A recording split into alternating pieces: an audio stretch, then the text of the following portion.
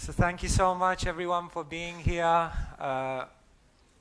My gratitude to the organizers for giving me an opportunity to share something with you this morning, this afternoon. Gita Jayanti is one of my favorite days of the year because the Gita is perhaps the most life-changing book that I've come across. And so this is a really wonderful opportunity we all have to bathe in the words of the Gita and hopefully also digest some of the messages. Before I begin, I'll like to offer my humble obeisances to their Lordship Shri Shri Radha Gokulananda, to Srila Prabhupada, to all my gurus, my guides, my teachers. Anything I share with you is what I've learned from others. None of it is my own knowledge. But I hope I'll be able to convey it with purity, with sincerity, and with compassion. And today, hopefully, a little bit creatively. I'm going to try and do something today that's a little bit different. So I'm ready for a few complaints if it goes wrong. But I hope it will be okay by Krishna's mercy. And to begin with some auspiciousness, I'll just offer some prayers to our entire parampara. Om Ajnanatimirandhasya Jnananjana Shalakaya Chakshurunmilitam Yena Tasmai Shri Gurave Namaha. Nama Om Vishnupadaya Krishna Preshthaya Bhutale Srimate Bhaktivedanta Swami Niti Namine Namaste Saraswati Deve Gauravani Pracharine Nirvishesha Shunyavadi Paschatya Deshatarine Shri Krishna Chaitanya Prabhu Nityananda Shri Advaita Gadadhara Shrivasadi Gaura Bhakta Vrinda Hare Krishna Krishna Krishna Hare Hare Hare Rama Rama Rama Hare Hare Srila Prabhupada Ki. This morning I want to begin by asking all of you a question, because the answer to this question will determine how I move forward. If the answer to the question for you is a yes, when I tell you say yes, I want you to say yes as loud as you can. The louder you say it, the more you're convinced it's a yes. And if the answer for you is no, then when I tell you say no, I want you to say it loud if it's a convinced no. And the question I want to start today by asking all of you is, should a spiritualist, someone on the spiritual path, should they watch the news? Don't say yes or no yet. I just want you to think about it. BBC, ITV, Sunrise Radio, if it's still going, I don't know. In your opinion, for someone who's traversing the spiritual path, is it important for them to watch the news? If you think yes, say yes now. Yes. Okay, that was quite loud actually. Wow. Okay, very good. If for you the answer is no, say no now. No. Oh my God, which one is louder? Yes? Was louder? Yes. Okay, don't have an argument just yet. Actually, there's truth to both of your points. Because when we watch the news, there's two extremes. One extreme is we can just keep watching the news and what's going on in the world, and we can become intimidated, we can become overwhelmed, we can become overcome with a sense of dejection. Oh my God, Kali Yuga is so bad. But on the other extreme, we can be so indifferent if we don't watch the news, if we don't know what's going on in our environment, if we don't know what's happening in the world, we become indifferent to the reality that surrounds us. What I'm proposing to you today is don't be intimidated, but at the same time don't be indifferent, but rather be informed. Because if you're informed about the news, about what's going on in the world, but along with knowing what's going on in the world, you see it through a spiritual lens, a lens like the Bhagavad-gita, then by hearing what's going on in the world, actually you'll become inspired. And as you digest the lessons that are in front of our eyes every single day, you will find yourself becoming empowered.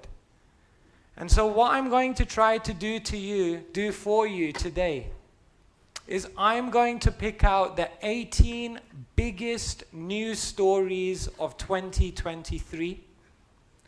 And I'm going to try to show you how we can view each one of those stories through the lens of the Bhagavad-gita. What I'm going to try to display is how relevant, how powerful, how alive the knowledge of the Bhagavad-gita is. The Bhagavad-gita is not just wisdom. The Bhagavad-gita is wisdom that breathes. And therefore, that's what we're going to do today. So for those of you who said no, who don't watch the news, who don't want to know what's going on in the world today, today is a chance to catch up. Because I'm going to review the entire year. But what I'm going to try to show you is the deep spiritual lessons we can learn from these things. Before we begin, I have to say a disclaimer. The first disclaimer is that we are going to be showing videos. Some of these videos contain flash photography and flashing screens. So if anyone is sensitive to that, then please take precaution. The second thing I want to say is I'm showing you the news of the world. I'm showing you reality. And therefore you will also see some disturbing things. You will also see some difficult things. So if that disturbs you, then please also take precaution.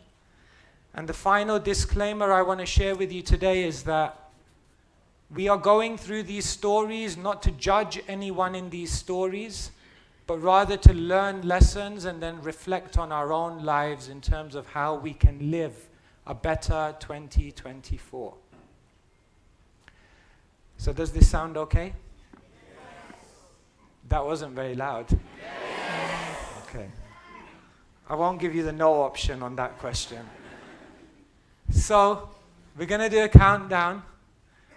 Today we are going to look at 2023 through the Bhagavad-gita. And I'm going to ask you to do a countdown with me. After 3 seconds of the countdown, the entire 2023 is going to flash before you. Register some of the emotions, the events, the experiences that our world has experienced and gone through. And then we'll be going through them in more detail. So you can do a countdown all together with me, with your heart, with inspiration. 3, 2, 1. This is 2023.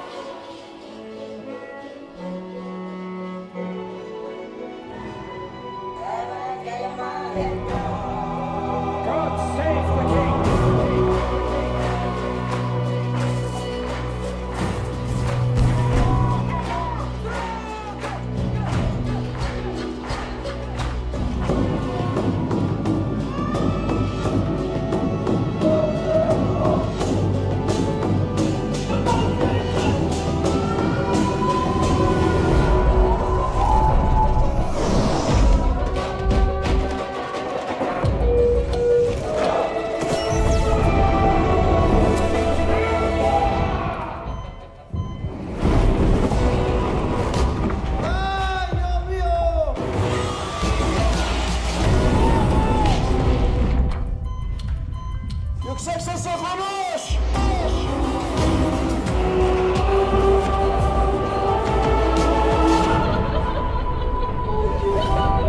Oh my God!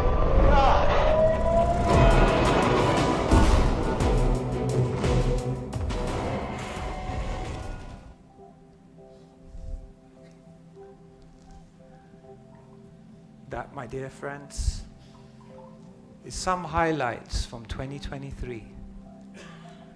So in the coming hours, we'll be going through the verses of the Gita, but we'll be looking at each one of these situations and drawing an incredible lesson through Krishna's words. So please, don't go anywhere. There'll be refreshments, there'll be breaks, and hopefully there'll be some inspiration along the way. Let us today absorb our hearts and minds in the immortal words of the Bhagavad-gita. Hare Krishna. Every single year, they say over 1 million books are published in this world. Does anyone know which book was the biggest selling book in 2023? Anyone know? Srimad Bhagavatam. We're getting there, we're working on it. No? It's one word, a one-word title. Spare. This, dear friends, was the biggest seller of 2023. Actually, it's said that since records begun, there's been no non-fiction book that sold faster than Prince Harry's biography of his life, Spare. Prince Harry, he went through so many things in his life. And in this book, he candidly shares all the struggles, all the anxieties, all the traumas, and all the obstacles he went through that led to what he says mental health problems for himself. Perhaps he said the most difficult thing he went through was the death of his mother, Princess Diana, in 1997. And this book caused a lot of outrage because he was very, very candid about many of the things that he went through. Now you may be thinking, what in the world does this have to do with the Bhagavad-gita? But actually, it has so much to do with the Gita. Because Harry was a prince. Arjuna was a Harry was dealing with family feuds. Arjuna was dealing with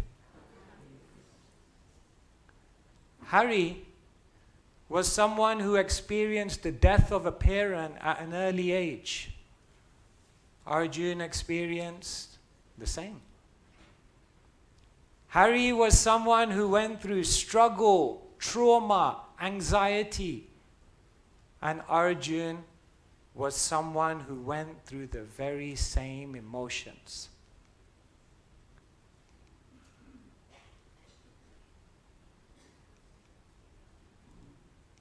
Okay, do you want to flip? This is what Arjuna is feeling in the end of the first chapter. Sanjaya uvacha tam tatha kripaya vistam Ashrupurna kulekshanam Vishidantam idam vakyam Uvacha madhusudana. Sanjaya said, seeing Arjuna full of compassion, Arjuna's mind was depressed. His eyes were full of tears. Madhusudan, Krishna, spoke the following words.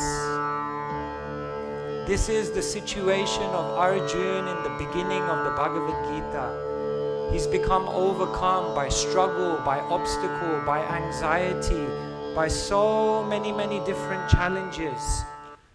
And what we're learning is that struggle and anxiety makes no distinction. It doesn't matter if you're successful or simple. It doesn't matter if you're powerful or you're powerless. It doesn't matter if you are royalty or you're a regular person. Every single person in this world will go through anxiety, obstacles, and struggle. But what we learn from the Bhagavad-gita is that that anxiety and struggle, there's nothing wrong with it. The very first chapter of the Bhagavad-gita is entitled Arjun Vishad Yoga. The word Vishad is an incredible word. It means dejection. It means depression. It means dismay. It means someone who's lost all sense of direction. And the Bhagavad-gita begins with someone who's going through struggle and anxiety. When we go through struggle and anxiety in our life, we think something is wrong. But actually, struggle and anxiety is the beginning of the spiritual path. And therefore, the Bhagavad-gita teaches us, don't worry. This is the human condition. Another very, very famous person who went through struggle and depression later on became the most eminent person in the whole of Indian cinema. And who was that? Amitabh Bachchan. And Amitabh Bachchan, when he was going through his own depression and struggle, he shared later on how his father taught him, so long as there is life, to deal with there is struggle. going to be struggle.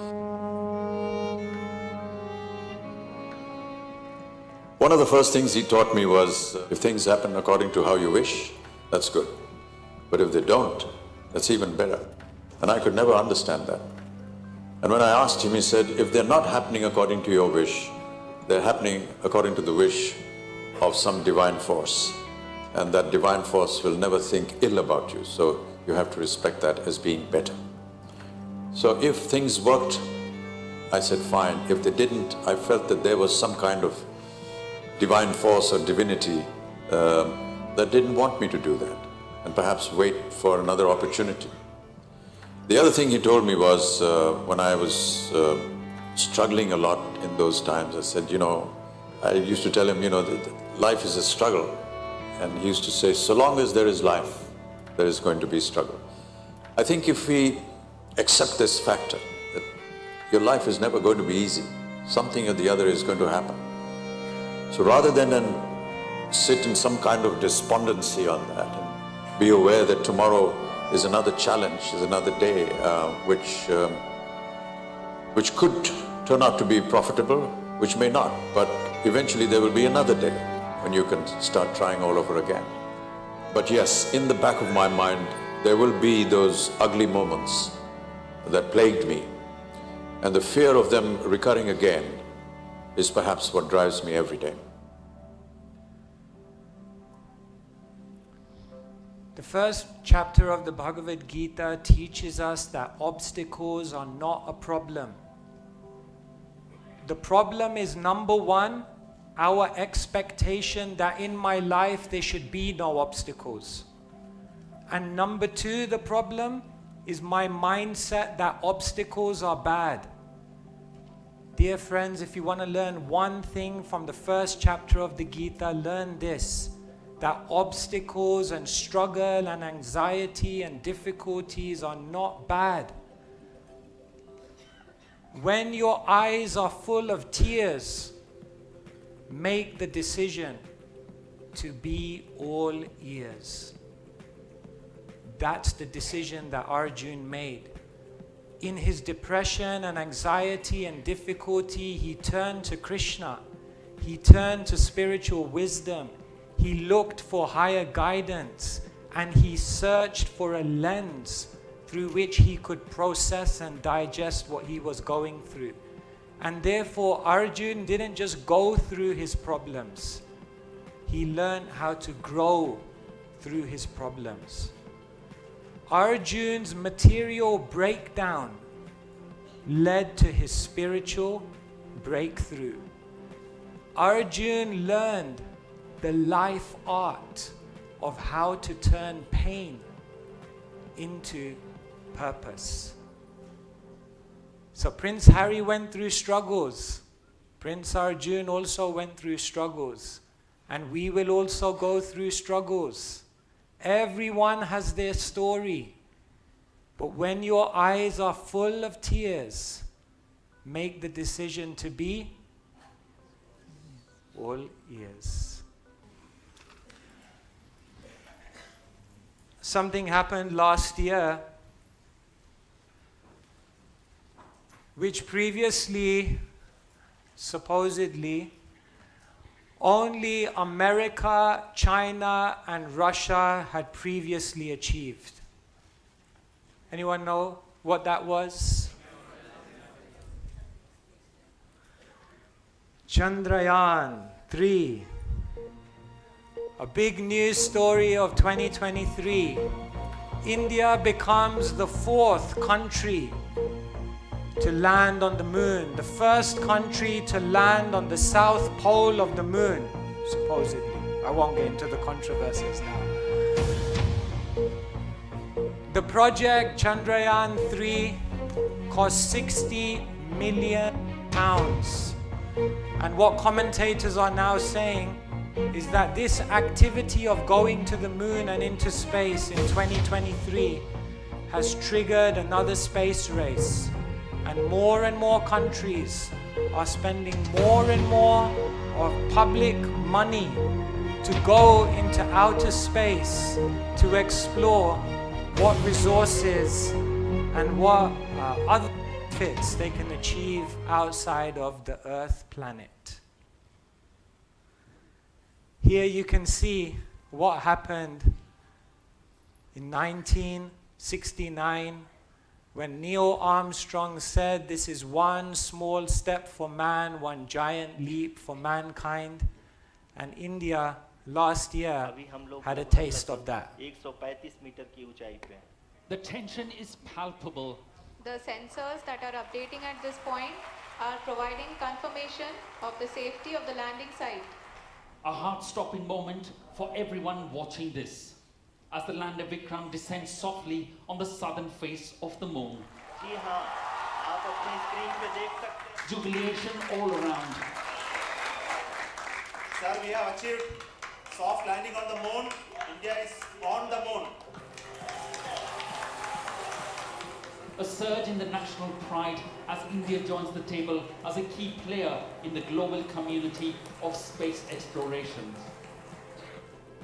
It's only the 4th country after the United States, former Soviet Union, and China to have a spacecraft land on the moon, but the first to be on the southern side. India's successful moon mission is not just India's alone. This success belongs to all of humanity. You can give them a round of applause, I think. What do we learn from India's landing or venturing into the moon? It's very, very interesting that innately within the human species is a deep desire for discovery. We want to know what is beyond our life. We want to know what is beyond our small world. We want to explore. We want to journey into the unknown.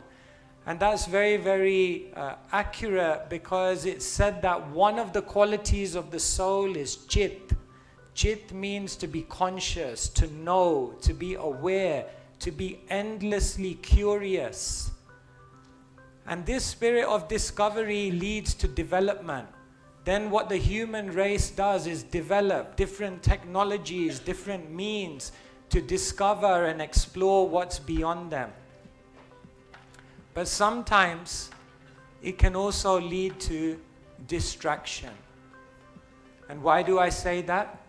Because in the beginning, the introduction to the Bhagavad-gita Srila Prabhupada makes a striking statement. And what he says is this: modern man has struggled very hard to reach the moon, but he has not tried very hard to elevate himself spiritually. What Srila Prabhupada is saying is that the same curiosity, the same willingness to invest time, energy, resource, if we directed that same attention, instead of going further and further outside of ourselves, along with that, how about if we spend as much time going deeper and deeper within, then maybe we would discover what we're actually really looking for. And therefore, Krishna says, Prajahati yada kaman sarvan parthamanogatan atmanyevatmana dushta stita pragyas tadochyate. Krishna says, when someone gives up varieties of desire for sense gratification, which arise from mental concoction, and when one's mind thus purified finds satisfaction in the self alone, then one is said to be situated in pure transcendental consciousness. We're not saying that science is bad, we're not saying that discovery is irrelevant, but along with discovering further and further outside, we must not neglect to go inside. In the famous poem it said, we have taller buildings but shorter tempers. We have wider freeways but narrower minds. We have more degrees but less common sense. We have more conveniences but less time. And we've conquered outer space, but we're forgetting to navigate inner space. And therefore, let us not forget, Krishna in the 2nd chapter of the Gita tells us the soul is the deepest thing, the essence of our being. And let us go on that journey within. Hare Krishna. How's everyone doing? Okay? Is this okay? I'm just channeling my inner journalist. What do you think? Maybe I could have been a journalist in this life, news reporter. Maybe. Someone said, don't give up your day job just yet. Something happened in 2023 which previously had never happened to a US president. Anyone know what happened? That's a one-word answer. Trump. In 2023, Donald Trump became the first US president, former US president, against who 4 criminal cases were launched. And the interesting thing is, he was dealing with all of these 4 criminal cases while planning his presidential bid for 2024. Interestingly, the former Prime Minister of the UK, Boris Johnson, who had stepped down as Prime Minister because of scandals during COVID of illegal gatherings at 10 Downing Street. Boris Johnson also in 2023 had to step down as a Conservative MP due to pressure about his own character. Every single year we have problems with leaders who are seen in the public light to not be having the integrity of character that we expect from them.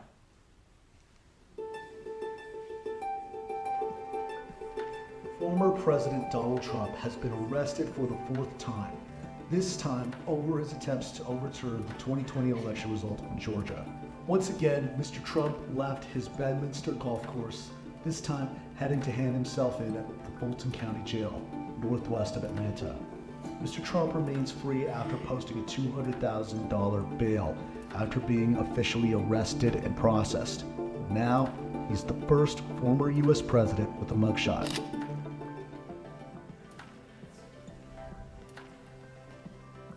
As Krishna teaches Arjuna through the Bhagavad-gita, Krishna is not just teaching Arjuna that you're a spirit soul who's on a journey back to the spiritual world, but Krishna is teaching Arjuna that in this life you have a position of leadership, and therefore you have to be exemplary. Anyone who has some kind of influence in this world has to conduct themselves in such a way that people can place their faith in that person. And what we're finding in the world is that nowadays it's becoming harder and harder to put our faith in other people.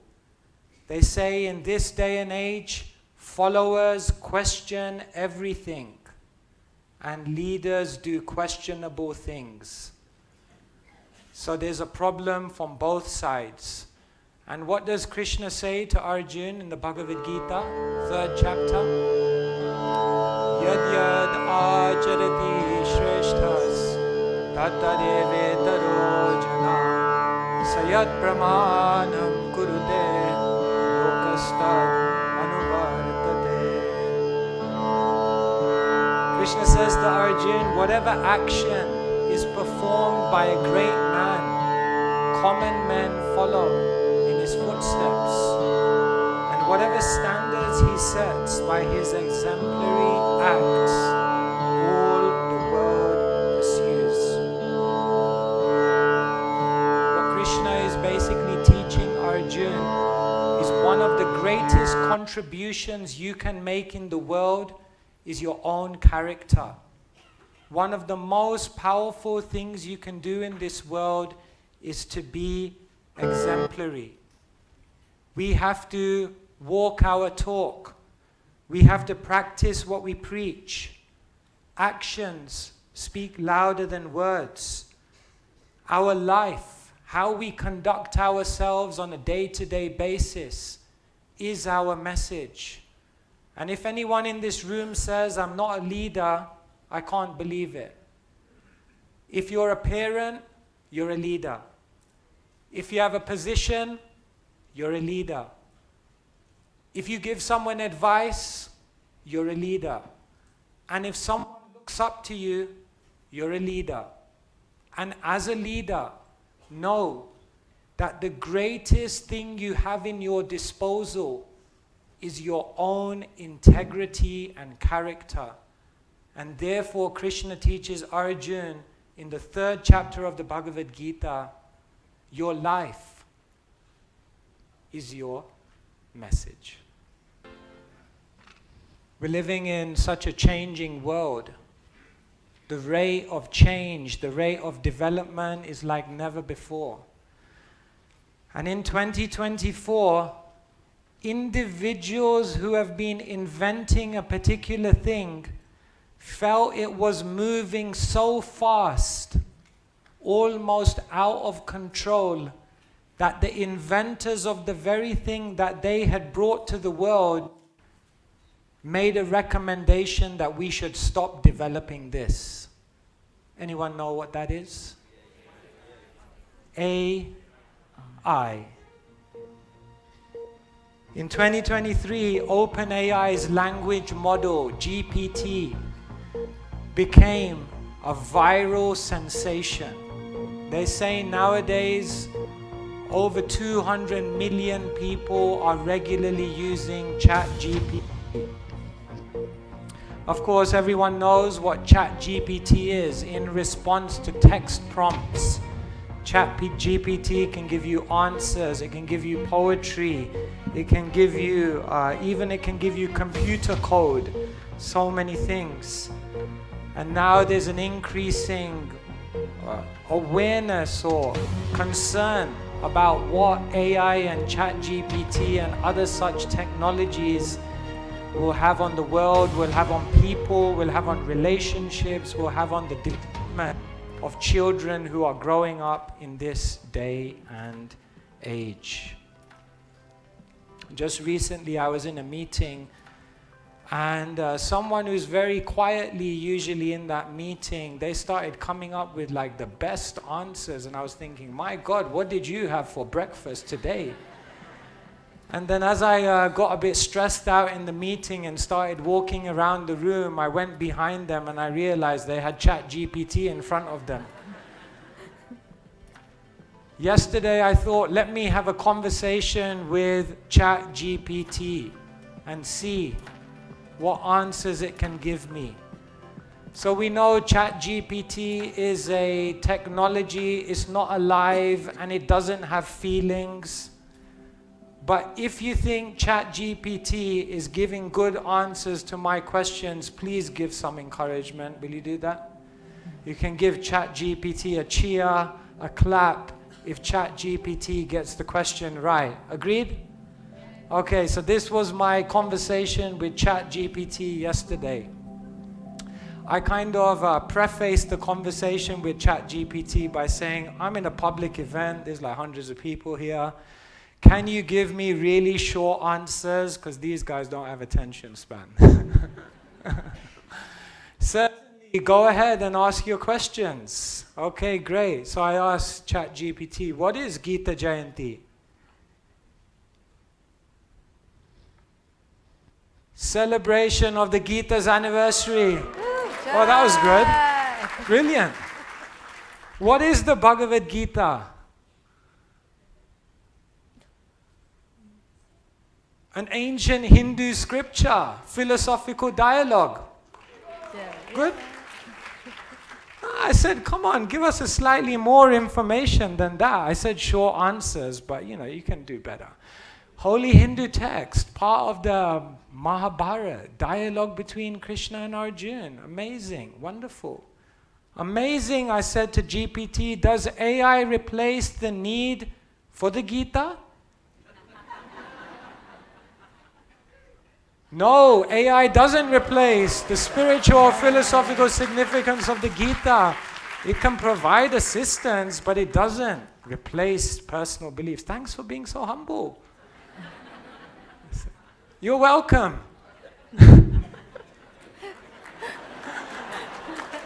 Can you be my guru? I can provide information, but for spiritual guidance, you should consult with a qualified human.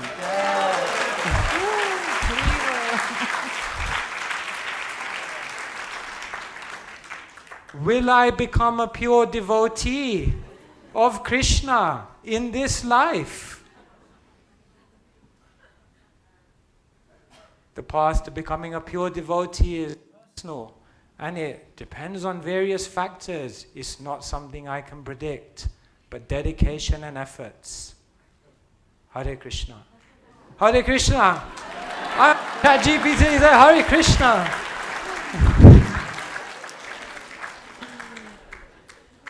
I think GPT should get another round of applause. He did really well. So these are the technologies that we're dealing with, but does AI, does ChatGPT replace humans, replace human consciousness? No. Because AI is still dependent upon conscious human beings to feed in data, to fact check, to actually prompt. AI doesn't have emotions. It can process data and information, but it doesn't have human sentimentality. AI doesn't have necessarily a moral compass, and therefore it can never replace human consciousness. And AI can't always adapt to different unpredictable situations that humans can. And therefore, no matter what technologies come about in the world, there will never be a replacement for spiritual wisdom. There will never be a replacement for spiritual guidance. And therefore, in the 4th chapter, entitled Transcendental Knowledge, what does Krishna say to Arjuna? Nahi jnaneda sadrisham pavitram miha vidyate tat Svayam yoga samsiddha kalenat manivindati. In this world there is nothing so sublime and pure as transcendental knowledge. Such knowledge is the mature fruit of all mysticism, and one who has become accomplished in the practice of devotional service enjoys this knowledge within himself in due course of time. And so we tell people IQ, EQ, and SQ, all three things are required for a complete human existence. IQ is about information, EQ is about emotion, but SQ is all about intention, one's spirituality. And therefore, each of these things can deal with different aspects of our beings. Technology, humanity, and spirituality have to go together. And therefore, AI may help with the left side of this table, but it can never replace EQ and SQ. It can never replace humanity and spirituality. And therefore, Krishna says the knowledge of the Gita is timeless. Science teaches us about matter. Spirituality teaches us what matters. Science can improve things, but spirituality improves people. Science may be able to answer the questions, but spirituality questions the answers. And science helps you to do things better, but spirituality helps you to understand how to do better things. I think we should have a round of applause for our reciters. They're amazing. Thank you so much. Friends, I'm only going to go forward with the next story for chapter number 5 if you promise not to cry. Okay? Agreement? I don't see any tears on this one. Something happened in 2023 which caused the most famous people of the country to cry. It was so bad that the Prime Minister of the country had to come and console them. Do you know what I'm talking about? I know you don't want to say it. It's too painful. But yes, India lost the World Cup. Yes, in a stadium in Ahmedabad, where 100,000 people had gathered in the Narendra Modi Stadium. India had the best players. They had the best record. And still they lost. Some say it was the pitch. Some say it was the tactics. Some say it was the selection. Some say it was the grahas. But 100,000 people, along with 1 billion people in the country, were heartbroken when Australia defeated India in the World Cup final. Now I know some of you out there who are heartless, who say, what's the big deal? But you got to understand how this touched people's hearts and how it broke people's hearts. I just want to share with you some of the emotions that the people went through.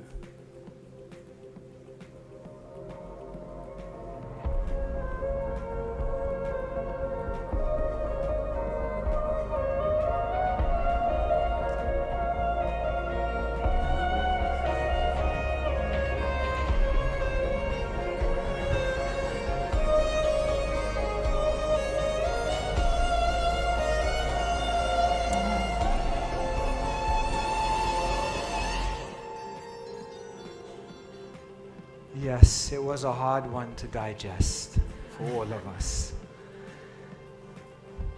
Defeat is one of the most hard things to accept in life, isn't it? It's so hard to accept it when things don't turn out according to your plan. But what Krishna teaches us in the Bhagavad-gita, Krishna says you are not in control of the result. In the 5th chapter of the Bhagavad-gita, Krishna is saying that there are 3 doers in this world. The first doer is the soul, but the soul can only desire. The second doer is the Paramatma, and that Paramatma is the one who sanctions. And the third doer is nature, and then nature makes all the arrangements to manifest the plan of divinity. So the souls in Indian bodies were desiring India should win. And the souls in Australian bodies were desiring Australia should win. So ultimately Krishna had to make a decision. And on this occasion, Krishna went with the Australians. Brahmanadhaya karmani Sangam tyaktva karodya lipyate nasapapena padam patram ivam bhasha. One who performs his duty without attachment, surrendering the results unto the Supreme Lord, is unaffected by sinful action, as the lotus leaf is untouched by water. Someone may say it's very disempowering that I'm not in control of my life, but actually it's the exact opposite. If you live with the consciousness that I am the one in control, when you're successful, you'll become proud and complacent. But when you're understanding that divinity controls and you're successful, you'll become grateful and humble. If you think you're in control and you fail, you'll become depressed. But when you know divinity is control, you'll be accepting and determined.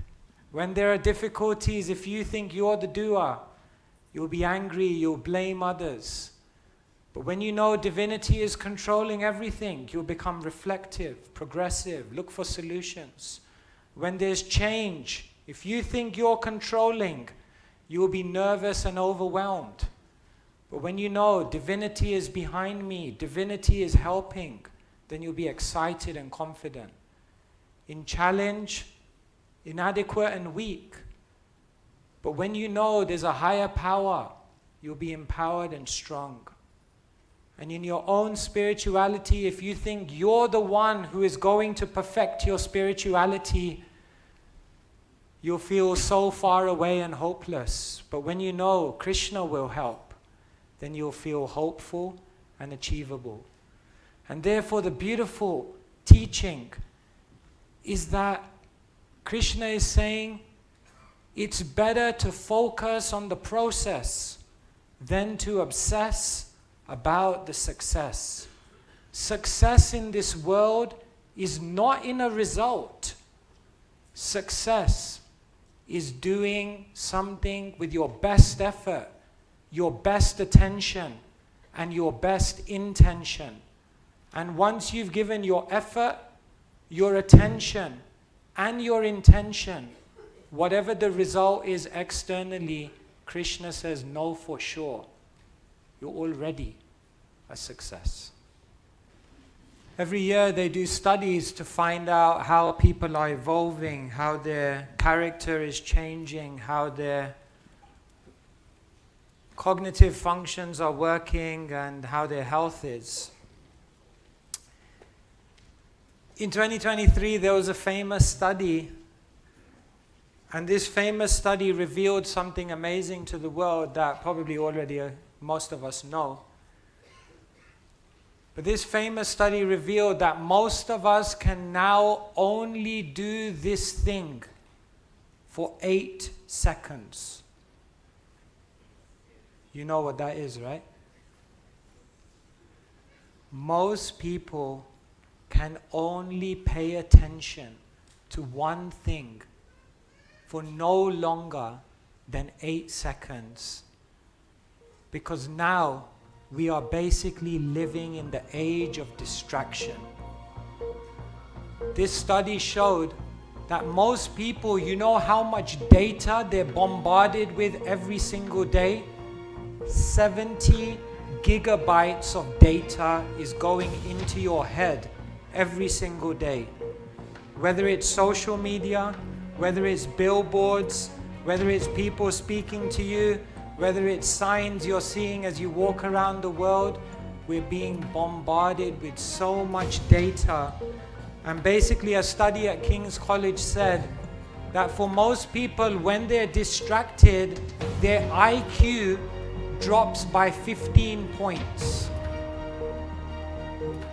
And when someone's IQ drops by 15 points, that's equal to an adult becoming a kid. So you may notice as you become more and more distracted in your life, you actually begin to do more and more childish, nonsensical, irrational, insensitive, and impulsive things.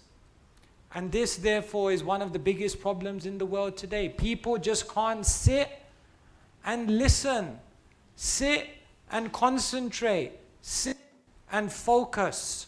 Once I gave a class and someone said, "That was a brilliant class." I said, "What did you like about it?" He said, "You ended on time." Because for some people it's torture. Why are you holding me here for so long? My mind is jumping in 100 places, doing somersaults. Of course, you all are very nice. But let's put you to the test. I'm going to do a concentration test with you. This first one is very, very simple. All you have to do is very simple. Just concentrate. I want you to count the number of times the ball hits the floor. Is that okay? 2, 1.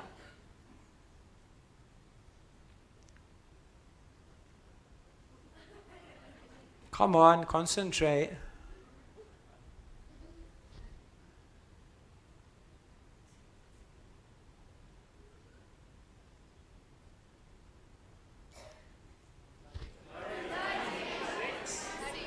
Six.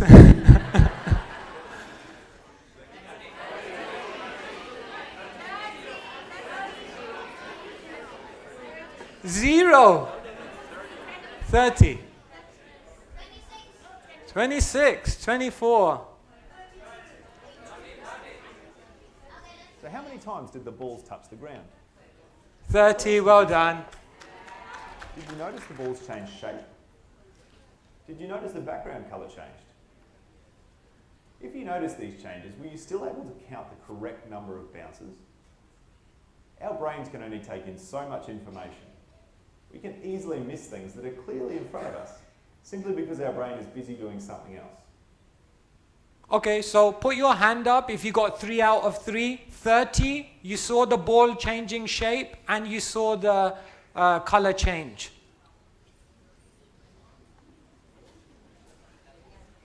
That's about 3%. Okay, let's get a little harder now. Now, what I want you to do is count the number of times the ball hits the floor, but only in the shaded area. Okay? It's simple, right?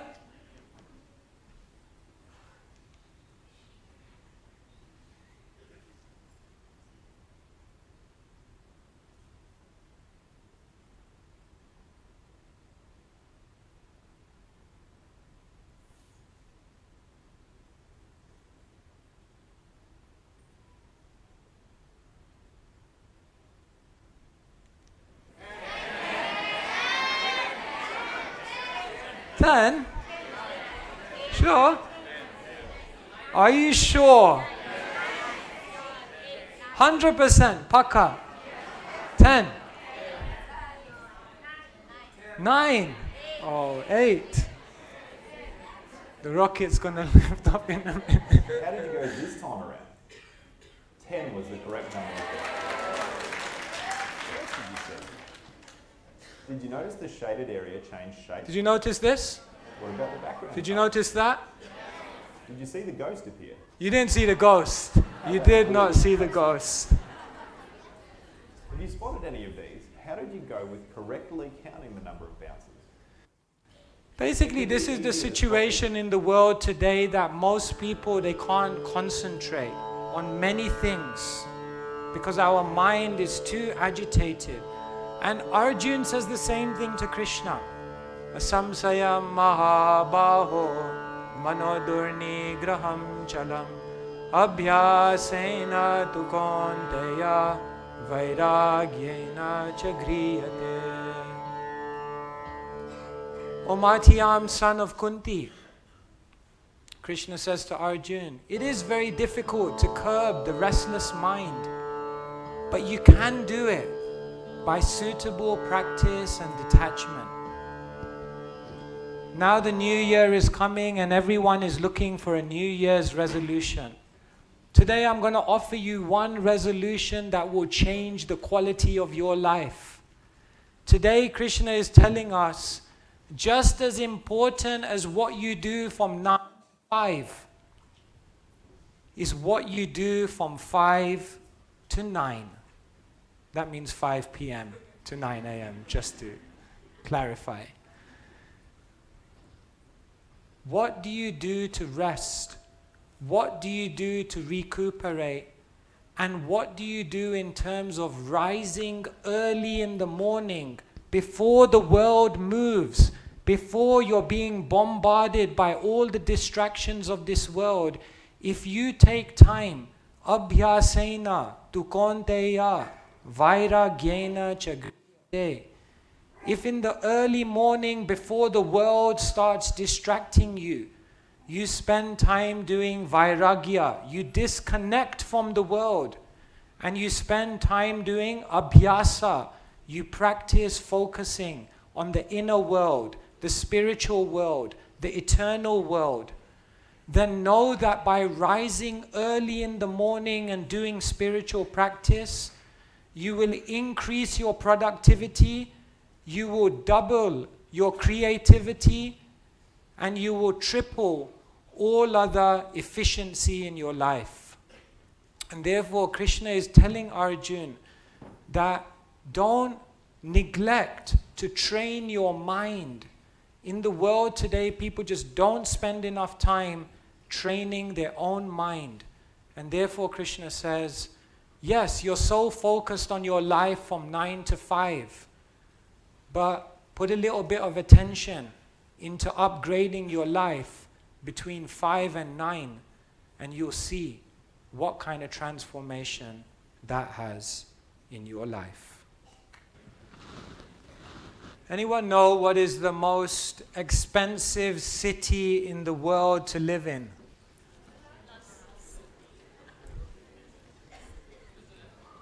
Switzerland? Any other takers? Hong Kong? Mumbai? New York? London? Wembley? I'm from Wembley. So, yes, actually it said the most expensive city in the world to live in is Singapore. Singapore, Dubai, and Zurich. These are the 3 most expensive places in the world. It said that actually if you go to Zurich, 27% of people that live in Zurich are millionaires. But in 2023, we saw that it doesn't matter what city you live in the world, basically it's becoming expensive to live everywhere because there is a cost of living crisis. This is actually a reality for most people, even if personally we may not experience it in our life. People, they have to make decisions between whether to eat or whether to have heat in their home. Eating or heating is sometimes a choice that people have to consciously make. And this is going on across the world, Europe and other continents as well. The cost of living is becoming so high. If you were living in London in the 1970s, do you know how much it cost to buy a house? About £20,000. If you were living in London in the 1970s, do you know how much it cost to buy a loaf of bread? 20 pence. If you were living in London in the 1970s, you know how much it cost to buy a car? £1,000 or £2,000 for a Ford Escort. Now you may say, yes, but salaries are going higher. But salaries are not going high enough to match the rising level of commodities and services in this world. And therefore, most people are feeling the crunch. This is becoming a serious problem. Here you can see how things are rising. Of course, when you live in the Brahmacharya ashram, you don't experience the cost of living crisis. But most of you, I'm sure, feel some of this. Today, I'm not going to talk to you about the cost of living crisis in this context. In the 7th chapter of the Bhagavad-gita, Krishna says that everyone in this world is existing, but only a few people are living.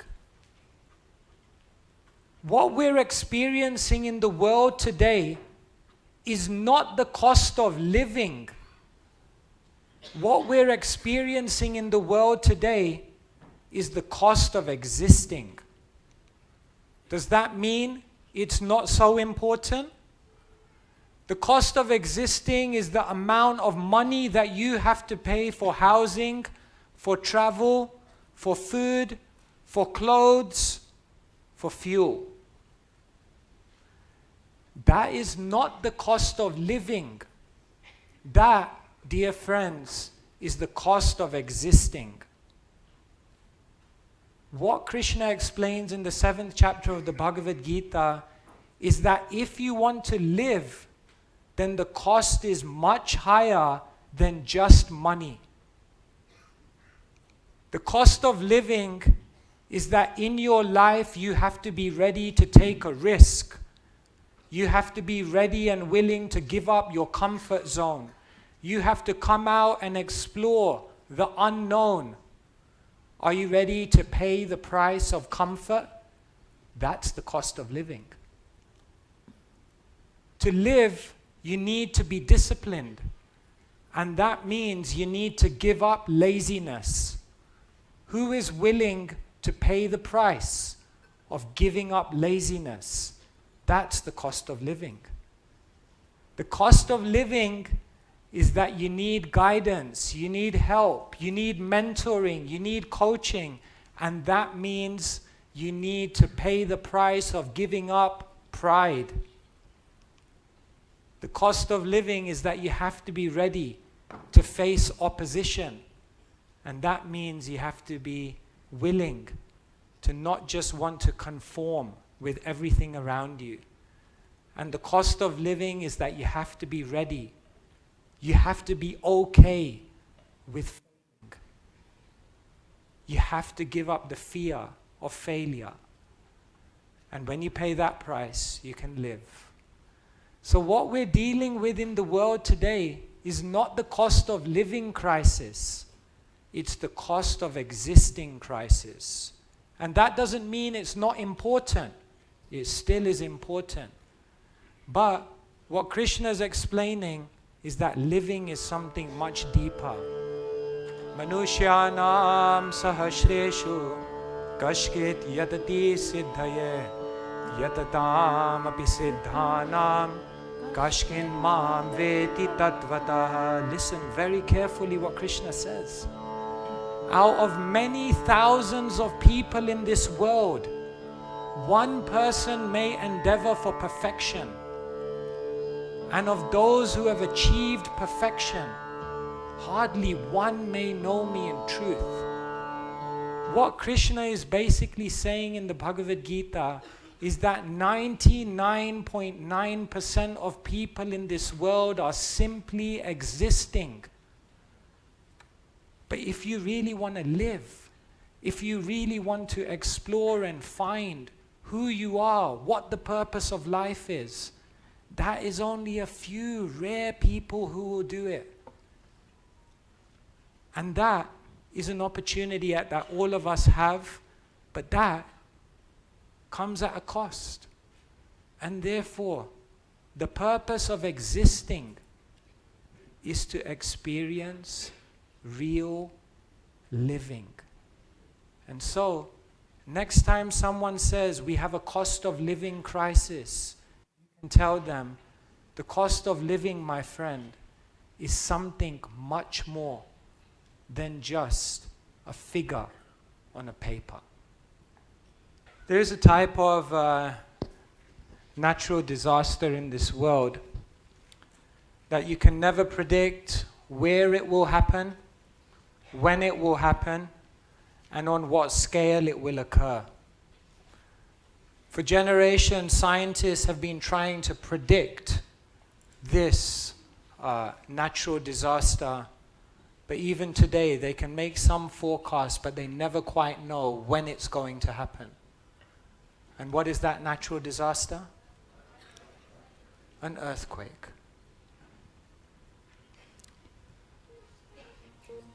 This year, we experienced in the world one of the most devastating earthquakes in the world, 7.8 on the Richter scale. This is huge. 60,000 people died. 300,000 people lost their home in the matter of seconds. This couple were about to get married just before the earthquake hit. After the earthquake, they returned to the place where they were about to get married. But this time, there was no church. There was no family. There was no money. And there was no one to be with them for the ceremony. That, dear friends, is the reality of the world we're living in. I'm going to show you a video. This is could be disturbing for some people, so please be aware. You have to understand in this video that a few moments before what we see on the screen, people were just going on in life. There was not a care in the world. And then almost instantaneously, this happens. The damage almost unimaginable. 2 powerful earthquakes struck Turkey and neighboring Syria. 10,000 people are feared dead. Launches aftershocks from the 7.8 quake bring down an entire apartment building. People run for their lives. This reporter is doing a live shot when a strong aftershock hits. He flees with everyone, and when the cameraman turns around, you can see what a close call it was. Then the reporter runs back to help a family emerging from the debris. He grabs a child in his arms and tries to comfort her. The cameras caught another building collapsing. Drone footage shows the scale of the devastation. A desperate search is underway to find victims buried alive. Someone may say, this is Gita Jayanti, this is a celebration, why are you showing such things? Because in the Gita, Krishna says, Janma mrityu jara vyadi dukha doshanu darshanam. If I say to you, go to the temple to take darshan, then you will think I mean go and see Sri Sri Radha Gokulananda. That is definitely a darshan, a vision that you should have. But Krishna says simultaneously the devotee, Janma, Mrityu, Jara, Vyadi, they're seeing that around them, they're having the vision every single day that this world is destructive. This world is volatile. And this world, in any moment, anything can change. Every single year, the Collins Dictionary decide a word of the year. And you know the word of the year they chose last year? Perma-crisis. You know what this means? Permanent crisis. They're saying we're living in a world of perma-crisis, an extended period of instability and insecurity resulting from a series of catastrophic events. The interesting thing is that Krishna already said this 5,000 years ago in the 8th chapter of the Bhagavad-gita, when Krishna told Arjuna, Mamupetya punarjanma dukhalayam ashashvatam napnuvanti mahatmana samsiddhim paramam gata. After attaining me, the great souls who are yogis in devotion never return to this temporary world which is full of miseries, because they have attained the highest perfection. Krishna rubber stamps this world. The Collins Dictionary may have said perma-crisis. Krishna already said dukkha laya. This is the place of misery. And it doesn't matter what you do. It doesn't matter what arrangement you make. It doesn't matter what security you create. Everyone, without discrimination, will be ejected from their position. And therefore, Krishna in the Bhagavad-gita is waking us up to reality. Even if we move into a better cell, we're still in prison. And therefore, Krishna says, the wise people open their eyes. They look at what's going on in this world, and they realize, I'm not meant to be here. Where am I meant to be? Where I can live happily ever after. Okay, we just need a few moments for the slides, so I have to ad-lib something here.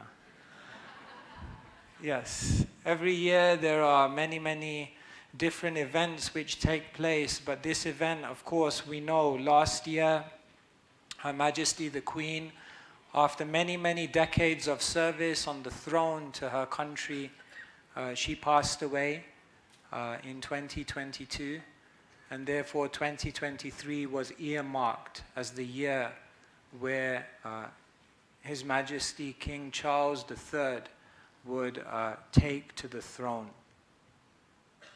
So here is the ceremony that took place. It took place in the 900-year-old Westminster Abbey. There were a series of different ceremonies where the king took his oath.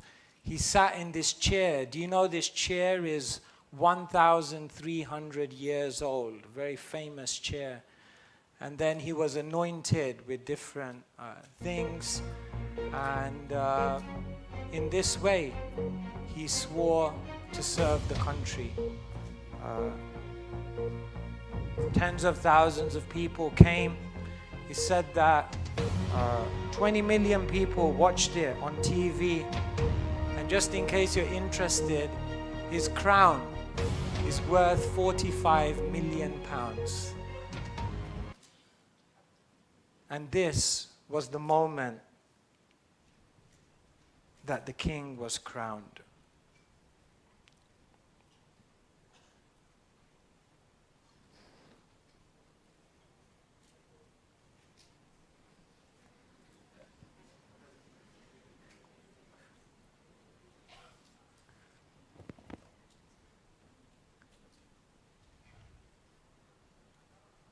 God save the King!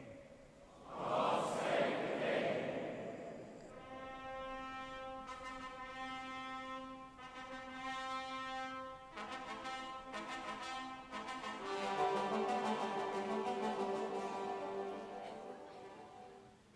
We're not doing an iPlayer advert here, by the way. Yes, so this was the moment that King Charles was coronated, His Majesty King Charles III. The 9th chapter of the Bhagavad-gita is very interesting because it's known as Raja Vidya Guhya Yoga, the chapter which contains the king of all knowledge. It's interesting that what Krishna explains in the Bhagavad-gita is that every single person should actually become a king. Because did you know that every single person on this world is on a conquest? The soul in this world is trying to conquer. The first thing that the soul has to conquer is the mind. The soul has to conquer over pride, the constant tendency to always think, I'm better than someone else. The soul has to conquer over ignorance, the ignorance that covers them within, and also the ignorance that's pervading in society. And there's one more other thing that the soul is trying to conquer. Do you know what it is? The heart of God. Conquering lands is a small task. But if you can conquer over these things, then you're a real king. And therefore, there's a famous story that once a king came to a sage, and the king said to the sage, "Who are you?" And the sage said to the king, "I'm a king." And he said, "What do you mean? I'm a king." He said, "No, I'm also a king."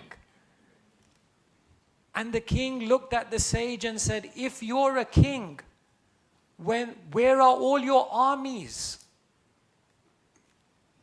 And you know what the sage said? Titikshava karunika surida sarvadehinam ajata shatrava shanta shadava sadhubhushana. The sage looked back at the king and he said, "Where are my armies?" He said, "I don't need any because I don't have any enemies." The king looked at the sage and said, "If you're a king, then where's your kingdom?" And you know what the sage said? Ihayasya harer dasye karmana manasa gira nikala shvapyavastasu Jivan mukta sa uchyate.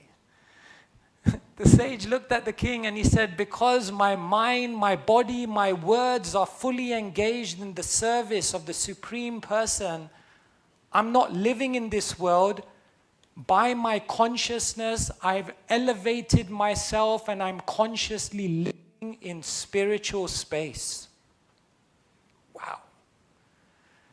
The sage was then asked by the king, if you're a king, then where's all your wealth? And the sage looked back at the king and said, Santushta satatam yogi yatatma drida nishchaya. The sage looked at the king and he said, the richest person is not the one who has the most. The richest person is the one who needs the least. And therefore, because I'm santushta, I'm wealthier than you. And in that moment, the king realized that every single achievement that he prided himself upon was actually indicative of something he was lacking within him. And then the king realized to conquer over kingdoms is a small thing, but to conquer over your mind, your senses, your pride, your ignorance, and to conquer the heart of God. Such a person is actually a king. Rajavidya Rajaguyam Pavitram Idamutamam Pratyaksha Vagamam Dharmyam Susukham Kartum Avyayam. This knowledge is the king of education, the most secret of all secrets. And it is the purest knowledge. And because it gives direct perception of the self by realization, it is the perfection of religion. It is everlasting and it is joyfully performed. In other words, Krishna is saying, if you benefit yourself by seriously studying the king of education, the king of knowledge, then you'll become a king, because you'll realize the most glorious king conquers the inner territory. What is the gambling capital of the world? My God, you said that so quickly. That was like the quickest answer so far. Las Vegas, the place. Maybe we should do the fish hook in Las Vegas, bring in a few millions. Something happened in Las Vegas this year which was monumental. Anyone know? The sphere. This year in 2023, the Las Vegas sphere opened. One of the most iconic buildings in the world, the biggest sphere. You know how many LEDs there are on the outside of the sphere? 1.2 million LEDs. U2 did the first concert in the sphere, the most incredible entertainment arena you can imagine, to a sellout crowd of 20,000 people. This is perhaps the most unique structure in the entire world. I'm not an advertiser for the sphere, by the way, but it is amazing. Take a look.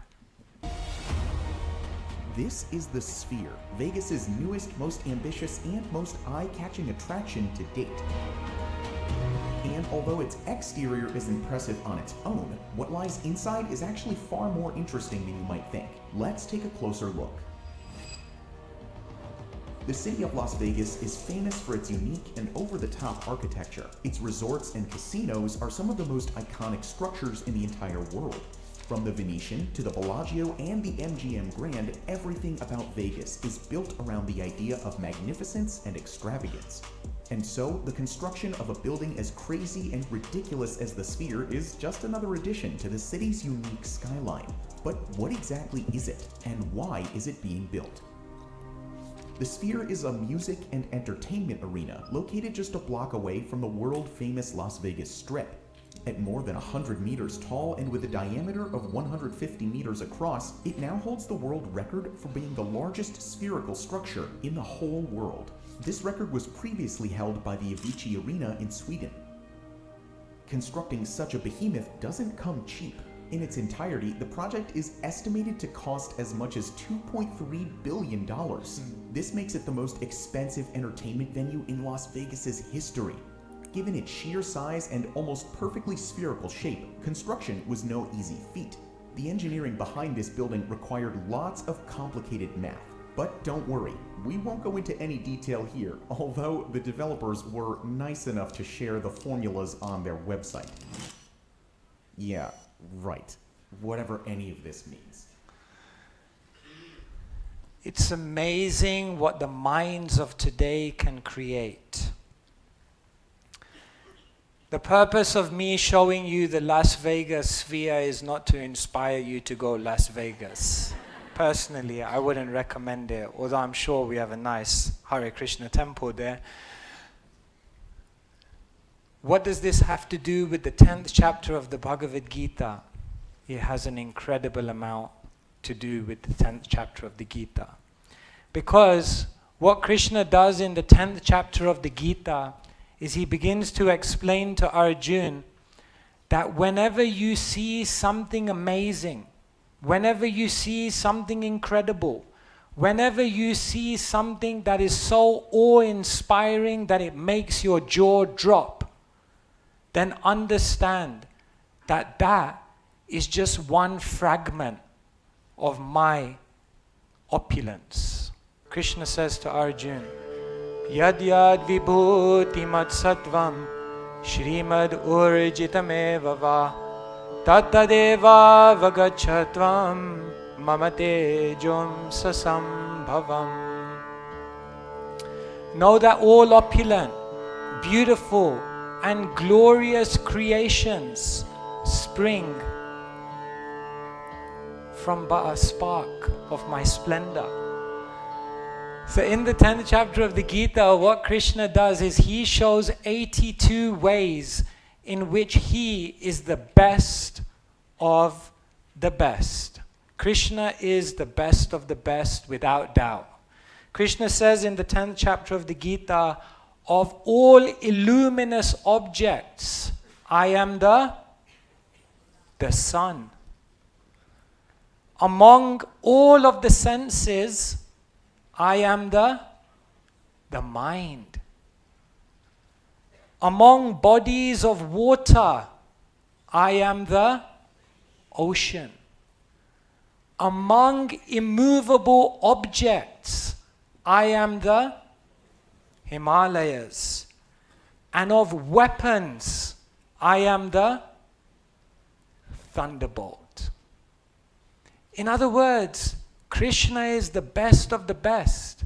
And when you see anything amazing, anything wonderful, it should remind you of Krishna. If we were to bring the 10th chapter into the modern day context, then we could also say, of phones, I am the iPhone 15. Is it? Of cars, I am Tesla, Bugatti. Of holiday destinations, I am I'm Vrindavan, of course.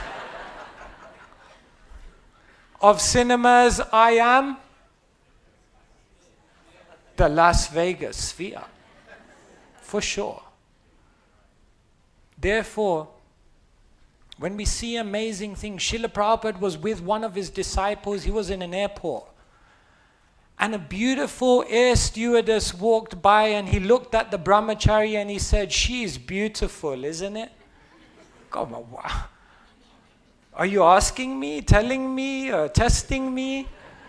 He was quiet. Srila Prabhupada looked at the disciple and said, if she's that beautiful, imagine how beautiful the person who created her is.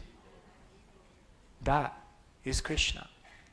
Therefore, in the 10th chapter of the Gita, Krishna tells Arjuna, when we see the glitter of the world, it can remind us of the glory of God. What was the biggest Hollywood movie of 2023? Barbie. Yes, 1.4 billion in the box office for Barbie. Barbie became a sensation. But there was one movie which was in second place after Barbie. Oppenheimer. This was Christopher Nolan's movie that he always wanted to make. Oppenheimer is the story of the theoretical physicist who was the father of the atomic bomb. In the 1940s, the US government had enlisted Oppenheimer to develop basically nuclear weapons. That bomb, which he tested in July of 1945, a few months later, in August of 1945, was detonated in Hiroshima and Nagasaki. And when that bomb went off in those Japanese cities within a few days of each other, 200,000 people died. Now you may ask, what's the significance of Oppenheimer and the Bhagavad-gita? Well, there's a big link. Oppenheimer was the emotional and intellectual heart of the Manhattan Project, and more than anyone else, he had made the bomb a reality in just 3 years. Then came the time to test the first nuclear bomb, which announced the birth of the atomic age. On July 16, 1945, Oppenheimer and others gathered at the Trinity Test Site, south of Los Alamos, for the world's first attempted nuclear blast. It was a tense moment. The scientists knew that the bomb they had nicknamed Gadget would shape the future of the world. The anxious Oppenheimer watched from a control bunker as the world's first nuclear explosion erupted. After the bright flash of light, it was observed that Oppenheimer breathed a huge sigh of relief as his team had done it. Conducted in secret, the test worked. As Oppenheimer later recounted in a 1965 interview, the moment had called to mind a line from the Hindu scripture Bhagavad-gita. I remembered the line from the Hindu scripture, the Bhagavad-gita. Vishnu is trying to persuade the prince that he should do his duty, and to impress him takes on his multi-armed form and says, "Now I am become death, the destroyer of worlds." I suppose we all thought that one way or another. The technology that Oppenheimer... So this is very, very interesting. When Oppenheimer was studying at Harvard University, it said he became so fascinated in the Bhagavad-gita that he learned Sanskrit just to understand it. Later on, he said the Bhagavad-gita and the teachings of the Gita were one of the top 10 influences in his life. Oppenheimer was the one who was the father of the atom bomb. Whether he wanted to do it, whether he felt regret later, who knows? But when he saw the sight of the bomb going off for the first time, when he detonated, the code name of the bomb was Gadget. And when he saw that scene of the mushroom cloud, then he remembered this scene from the 11th chapter of the Bhagavad-gita. Because in the 11th chapter of the Gita, Arjuna requests Krishna, "Can you show me your universal form in which everything is consumed?" And Krishna shows that form to Arjuna. And then Krishna describes that form to Arjuna. And when Oppenheimer saw this, then he remembered this. And what does Krishna say to Arjuna when he shows him the universal form?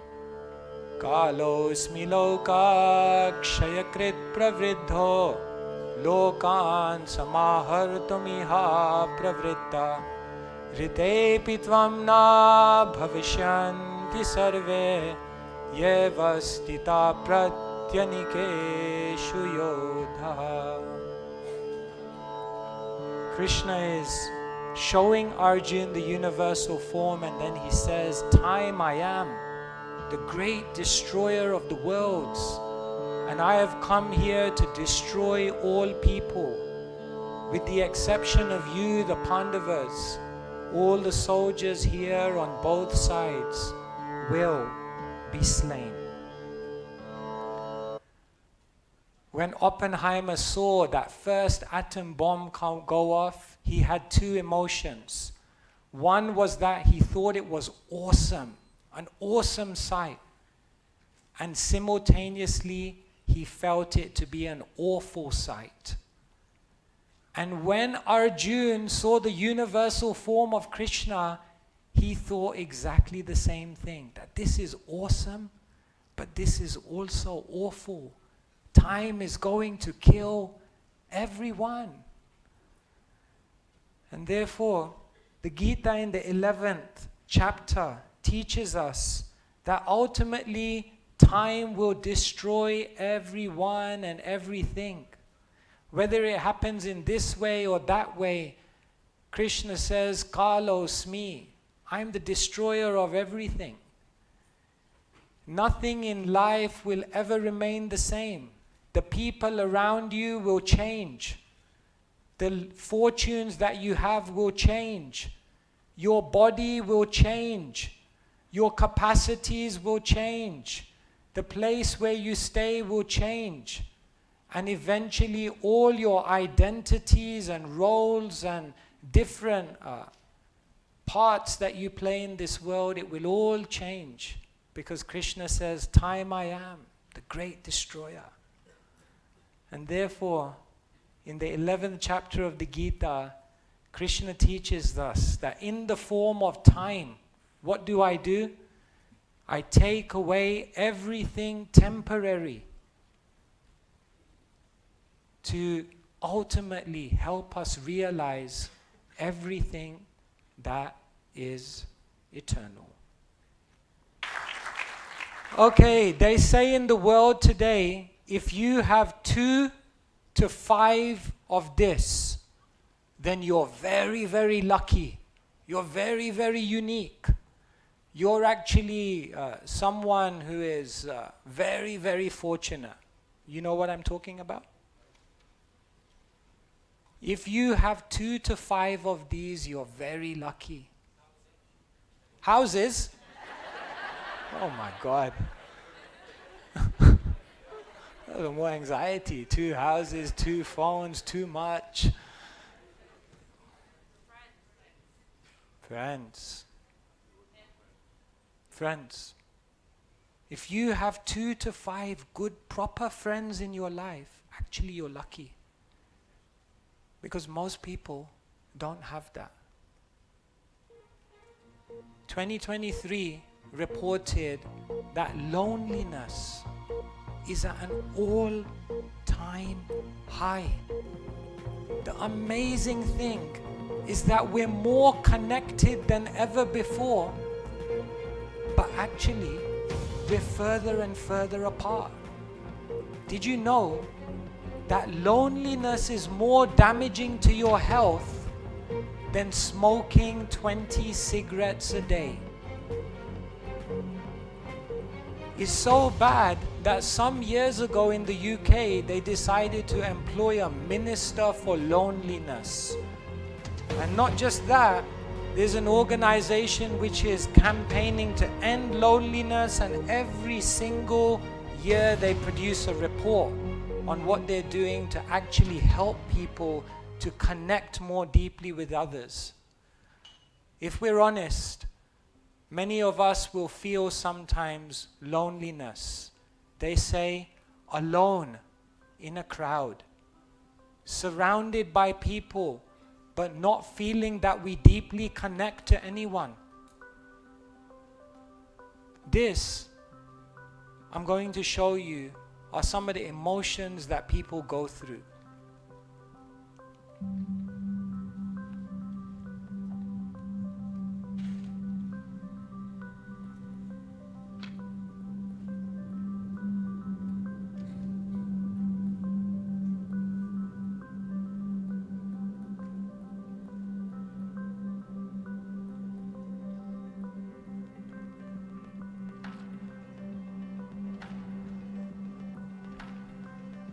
I would sit in my flat and watch people walk by outside my window and just think, how am I so alone in a place where there are so many people?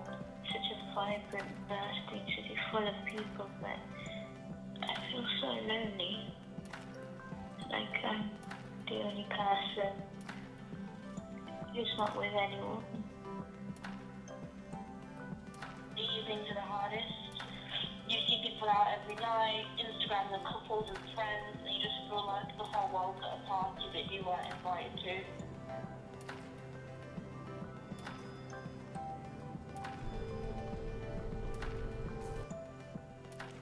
This is actually what many, many people are going through, but what many, many people will not talk to others about. The 12th chapter of the Gita is amazing because Krishna gives us an incredible insight into how to get connected. Most people nowadays are disconnected, but in the 12th chapter of the Gita, Krishna teaches us how to get connected. Today I want to share with you something called relational mathematics. If I asked you 1 + 1 equals, I'm glad you got that right. 1 + 1 equals 2. But let me tell you, in relational mathematics, it's a little bit different. In relational mathematics, 1 + 1 can sometimes equal 0. Because what happens is that one person comes together with another person to exploit that person, to put that person down, to use that person to vent against. And those kind of relationships become toxic relationships. Relationships that we know are not serving us, are not helping us, are not evolving us, yet we don't let go of those toxic relationships. But let me tell you something even more interesting. 1 + 1 can sometimes equal 1 in relational mathematics, because when one person comes to another person, but they're simply acting to get something from that person, and it's about give and take, where really what they're seeing is what they can benefit from that relationship without truly seeking to serve, then those kind of relationships, both parties stay the same. And therefore 1 + 1 equals 1. There's no creativity in that relationship because it lacks selflessness. But in relational mathematics, 1 + 1 can equal infinity as well. When two people come together who have deeply connected with the divine, and when they come together to serve each other selflessly and to help each other in the divine quest, then it becomes a transcendental relationship. For most people in this world, 99.9%, if not 100% of relationships are either toxic or at best transactional. But what Krishna says in the Gita is, if you deeply connect with me, not me, Krishna. If you deeply connect with Krishna first, then by being connected with Krishna, then you can deeply connect with other people. And therefore Krishna says, Advaishta sarva bhutanam maitra karuna evacha nirmamo nirahankara samadukha sukhakshami. In these verses, Krishna is telling Arjuna what kind of character makes one very, very close to Krishna. One who is not envious. We can't be envious of others. One who is a kind friend. One who does not think themselves the proprietor, who has no false ego. One who's equal in happiness and distress, tolerant, satisfied, self-controlled, and engaged in devotional service with determination, mind and intelligence fixed on divinity, on God, on Krishna. Such a devotee becomes very close to Krishna. In the 12th chapter of the Gita, Krishna explains the qualities that we need to imbibe in our character which make us very, very dear to Krishna. And when we connect deeply to Krishna, then we will be able to connect to others in a much deeper, more substantial and rewarding and profound way. And therefore, the 12th chapter of the Gita reminds us to fill the void within. You need to connect with the divinity beyond. Hare Krishna. So we're into the last 6 chapters. How's everyone doing? Okay? Feel energized? These are the final instructions that we're going to draw from the Bhagavad-gita. The next thing I want to share with you, on face value, when you hear it, you think that's a great thing. But when you think more deeply about it, you will see that it reveals a huge problem. 2023 was the highest for one thing. Anyone know? That's quite general actually. I should give you more clues.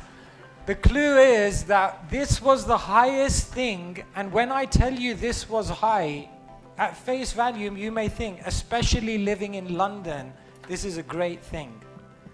But it's actually a huge problem. Temperature.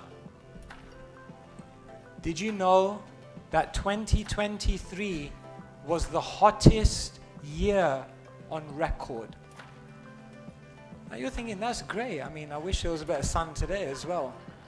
I think the hottest recorded day in 2023 was in Death Valley, something like 55 degrees Celsius. But this reveals a huge problem.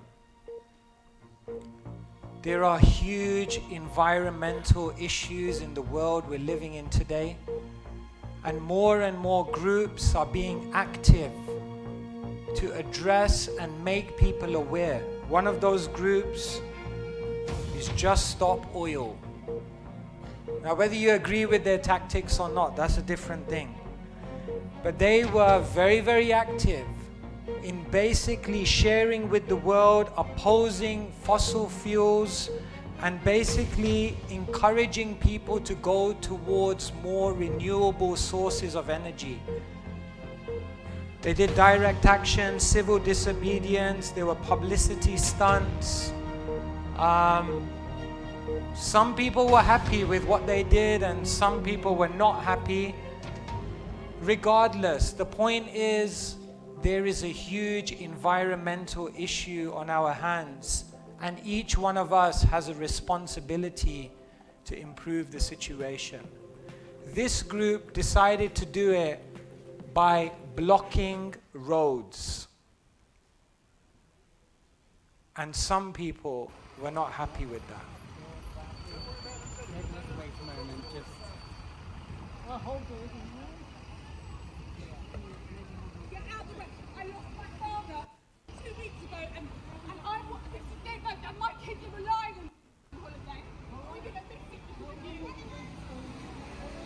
They created miles of tailbacks, blocking roads, opposing oil.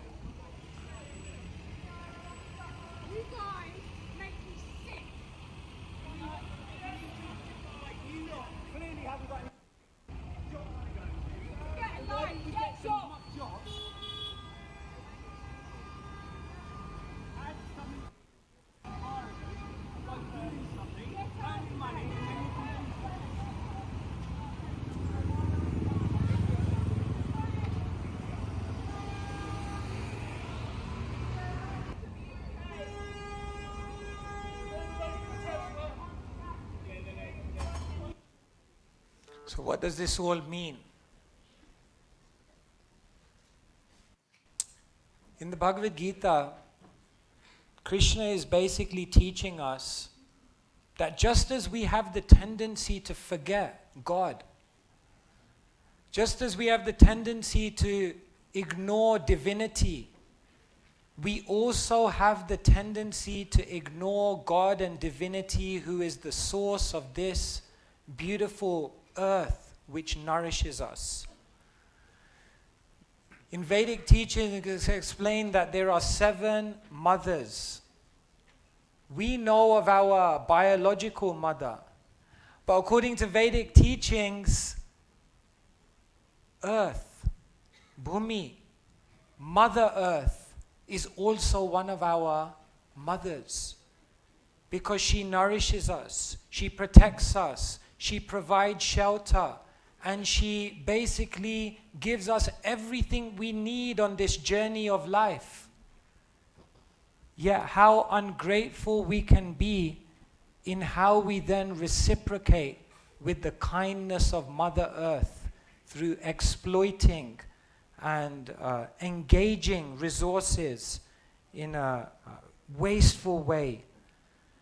And therefore, what we've seen this year is so much air pollution, destructive wildfires, polar caps melting, hurricanes, flooding, and all of this is a reaction to the exploitation of Mother Earth.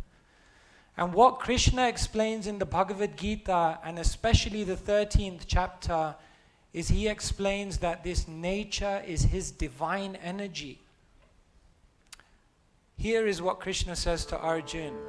Prakritim purusham cheva vidyanadi ubhavapi vikarams chagunams cheva vidhi prakriti sambhavan. Krishna says material nature and the living entities should be understood to be beginningless. Their transformations and the modes of matter are products of material nature.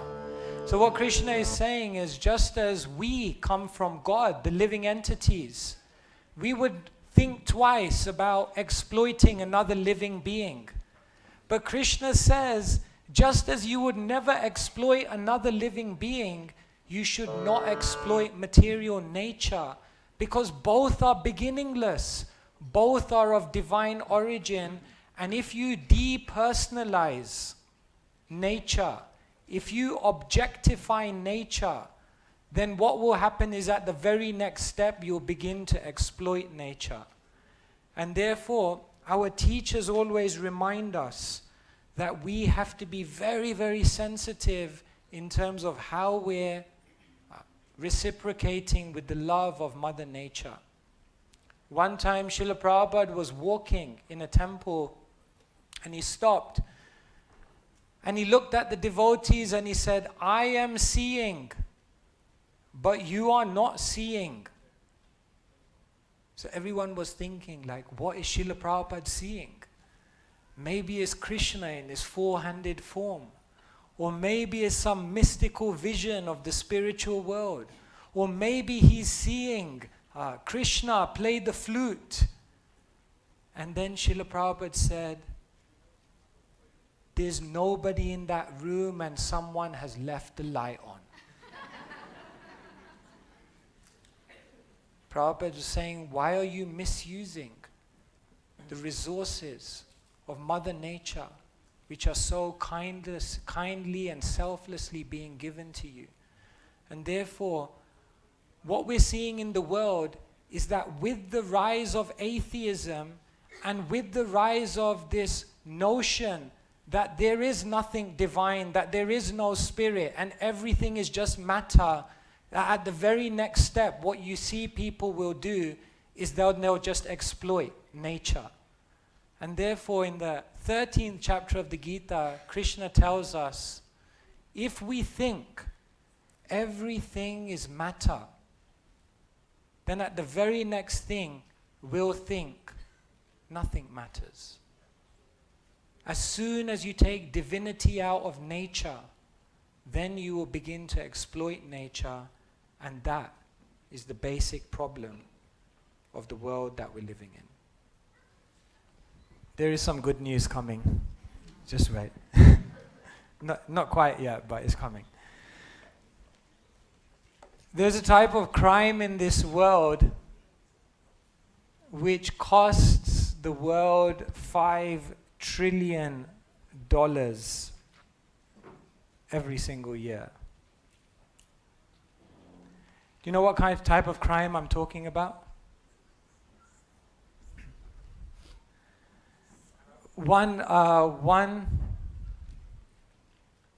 clue is I don't have one of them.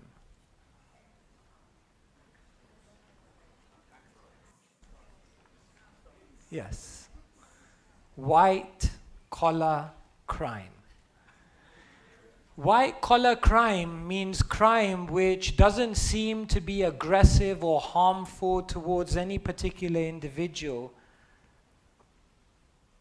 but it's actually deeply devious.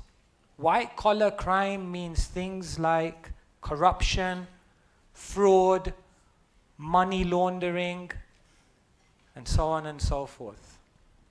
And this year, one of the biggest cases of fraud in the world happened when Sam Bankman-Fried, the king of crypto, someone who, a billionaire with so many businesses, was found to be misusing and misappropriating people's money, and now faces up to 110 years in jail.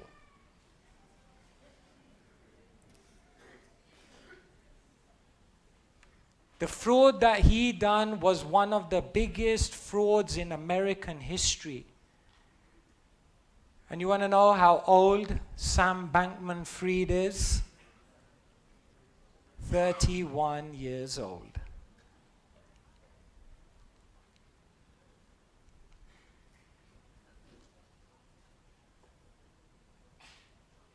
Sound? It's unspeakable what he did. Is the sound working? Okay, let's try again. There is another late-breaking story as we're on There it here goes. tonight in It's the financial breaking. fraud trial of former cryptocurrency billionaire Sam Bankman-Fried. Here's ABC's Rebecca Jarvis with the verdict tonight. Tonight, FTX founder Sam Bankman-Fried, once celebrated as the golden boy of cryptocurrency, found guilty in his criminal fraud trial by a federal jury in Manhattan. At trial, prosecutors argued Bankman-Fried knowingly used at least $10 billion of customer funds without permission to cover losses for his other company, Alameda Research, and to fund his lavish lifestyle. Their star witness, Caroline Ellison, Bankman-Fried's ex-girlfriend and former business partner, who took a plea deal, told the court he set up the systems and directed her to take customer money to repay loans. Bankman-Fried also testifying in his own defense during his cross-examination, telling the court he couldn't recall events more than 140 times. But he repeatedly denied he knew FTX funds were being used improperly. Last year, he spoke with our George Stephanopoulos. Are you worried about going to jail? There are a lot of things that are worrying me right now. I'm trying to focus on what I can do going forward to be helpful. This is incredible. Krishna says in the Bhagavad-gita 14th chapter that there are 3 energies in this world. Krishna says there is sattva or goodness, there is rajas or passion, and there is tamas or ignorance. And when these energies overcome someone, then it influences their behavior in different ways. And this is what Krishna says happens when one is overcome by the mode of passion. Lobha pravrittirarambha karmanam ashamashpriha rajase tani jayante vivride bharatarshabha. Krishna says that when the mode of passion increases within someone, the symptoms of great attachment, fruitive activity, intense endeavor, and uncontrollable desire and hankering develop. We are all prone to being overcome by passion. And when this passion overcomes us, we lose all of our discrimination. We lose all of our good wisdom and we begin doing, saying, and thinking and acting in ways which ultimately destroy ourselves. When Srila Prabhupada came to America, he recited a poem. He composed a poem and recited it. And in the second line of that poem, as he's looking on the skyline of Manhattan, Srila Prabhupada says, Raja Stama Guna Era Sabayaya Chan Vasudeva Katha Ruchi Nahe Se Prashan. He said, most of the population is absorbed in the material modes of passion and ignorance, and thus they have no taste to spiritually endeavor for something higher. Instead, they're just entangled in the petty, transitory, ephemeral affairs of this world. And so, Krishna is reminding us through all of these situations in the world that we see, that when the mode of passion overcomes you, you will do the most irrational things. And therefore, if one is wise, one will take a close look at the Bhagavad-gita and learn the science of how to go beyond ignorance, how to go beyond passion, and how to situate oneself in goodness, and from there develop spiritual consciousness. And if we don't learn this science, then we will be susceptible to doing things like all these personalities that we see in the world. The richest person is not the one who has the most, but it's the one who needs the least. Okay, there are two more stories which are a little difficult. And you may be thinking, why so many difficult stories? Why so many stories which bring our energy down? Why so many stories which are so heavy? Well, there's 2 points here. First thing is that I'm following the themes of the Bhagavad-gita. So these are the things that Krishna talks about in the Bhagavad-gita, and therefore, whether we like them or we don't like them, clearly they are important things for us to grasp deeply within our consciousness. And it's very interesting because the themes of the Bhagavad-gita are closely followed by the news stories of what you see in the world. So naturally, the headlines follow the themes that Krishna speaks about in the Gita, because who can be more relevant? Who can be more on point? Who can hit the nail on the head better than Krishna? Therefore, 2 more stories, and then we'll turn it around, hopefully. What do you think is the happiest country in the world? France? Tokyo?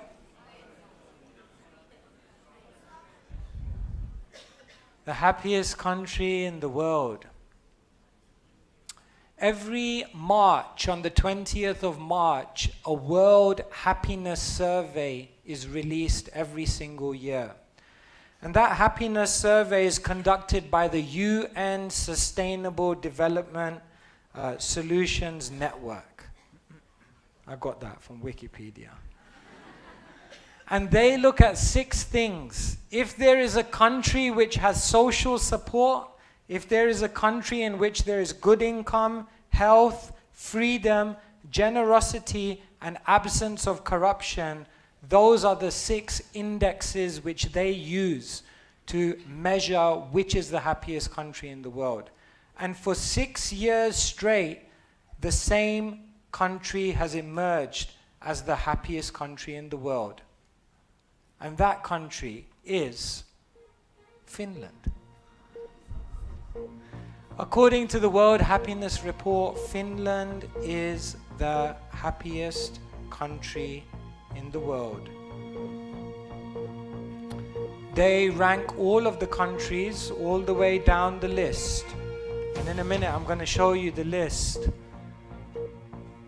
But when you see this list, I'm going to show you the top 10 countries. And I'm going to ask you whether there's something that stands out to you when you see that list. Okay, I'm going to show you in a minute the 10 apparently happiest countries in the world, and tell me if you spot something interesting.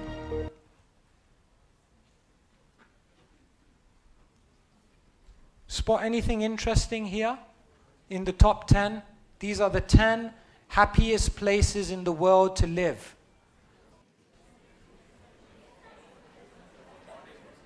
Anything interesting to you? Anything stands out?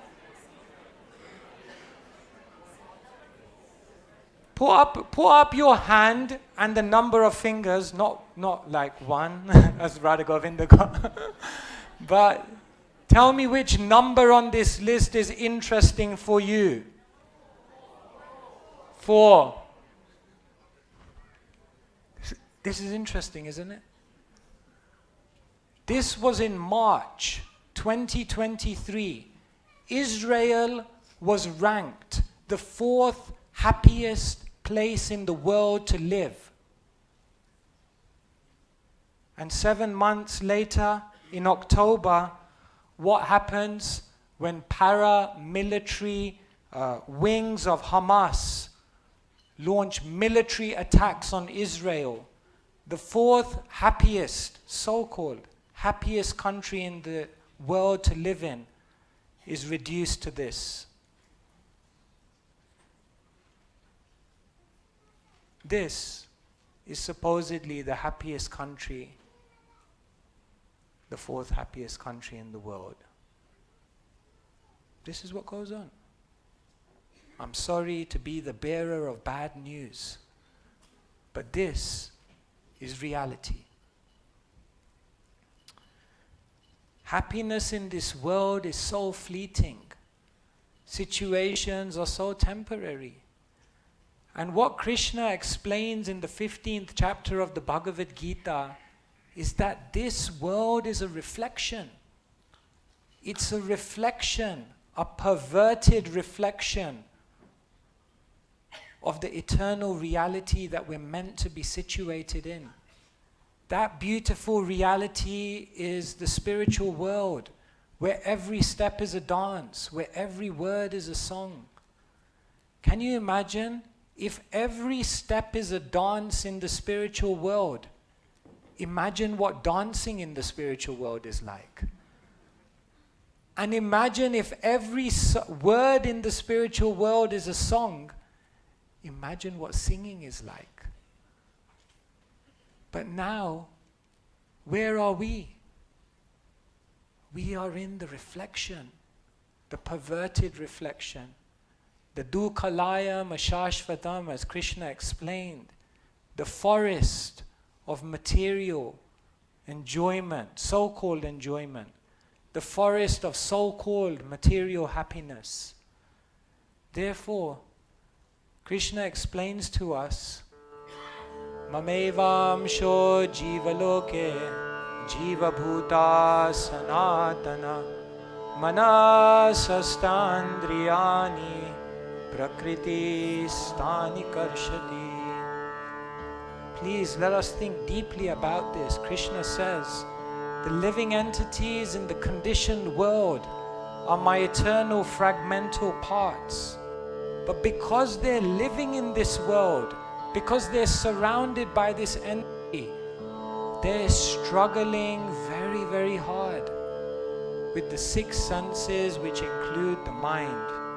The environment and our own senses and mind are constantly causing us to struggle. And therefore, again, the world, when we read all the news, we shouldn't just read a story or statistics or numbers or just think, oh, that's something that happens on the other side of the world, but it's got nothing to do with me. This is the whole world. Imagine you're in a boat and there's a hole in one side of the boat. And you say, it's all right, at least the hole is not in my side. Well, I'm sorry, my friend. That is a terrible way of looking at it. Because whether the hole is on your side, on the other side, the point is there's a hole. And everyone's going to go. Therefore, Krishna says again, when we look at the news, when we see what's going on in the world, it should generate an urgency within us to deeply understand that instead of pursuing dreams in the illusion, a wise person should try to find reality in transcendence. I was doing some research to find out what was the most peaceful time in history. Anyone know? Clearly I didn't promote ChatGPT enough, otherwise you'd be on your phone checking. Apparently the most peaceful time in the history of the universe, or whatever, however long that goes, history,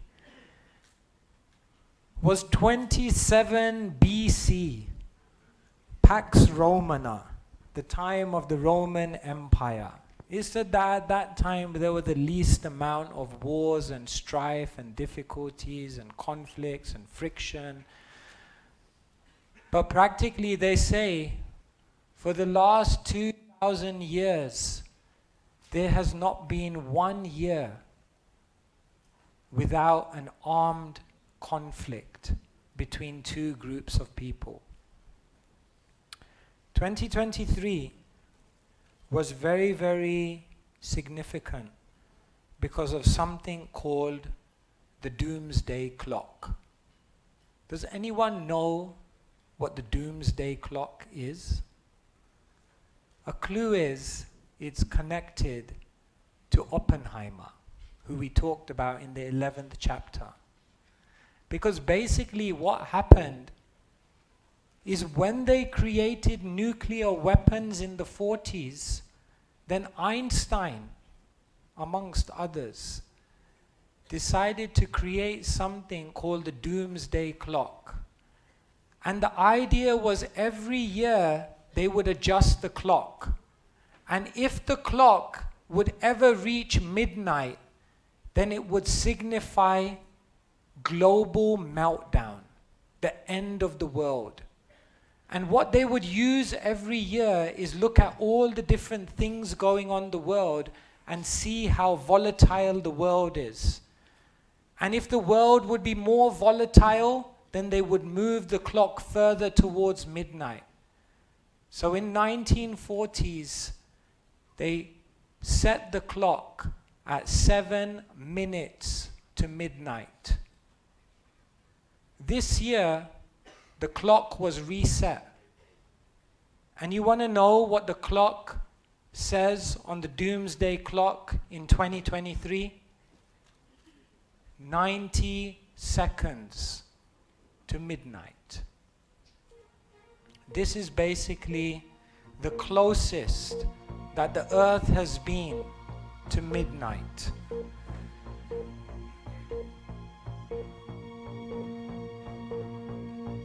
Why is this going on?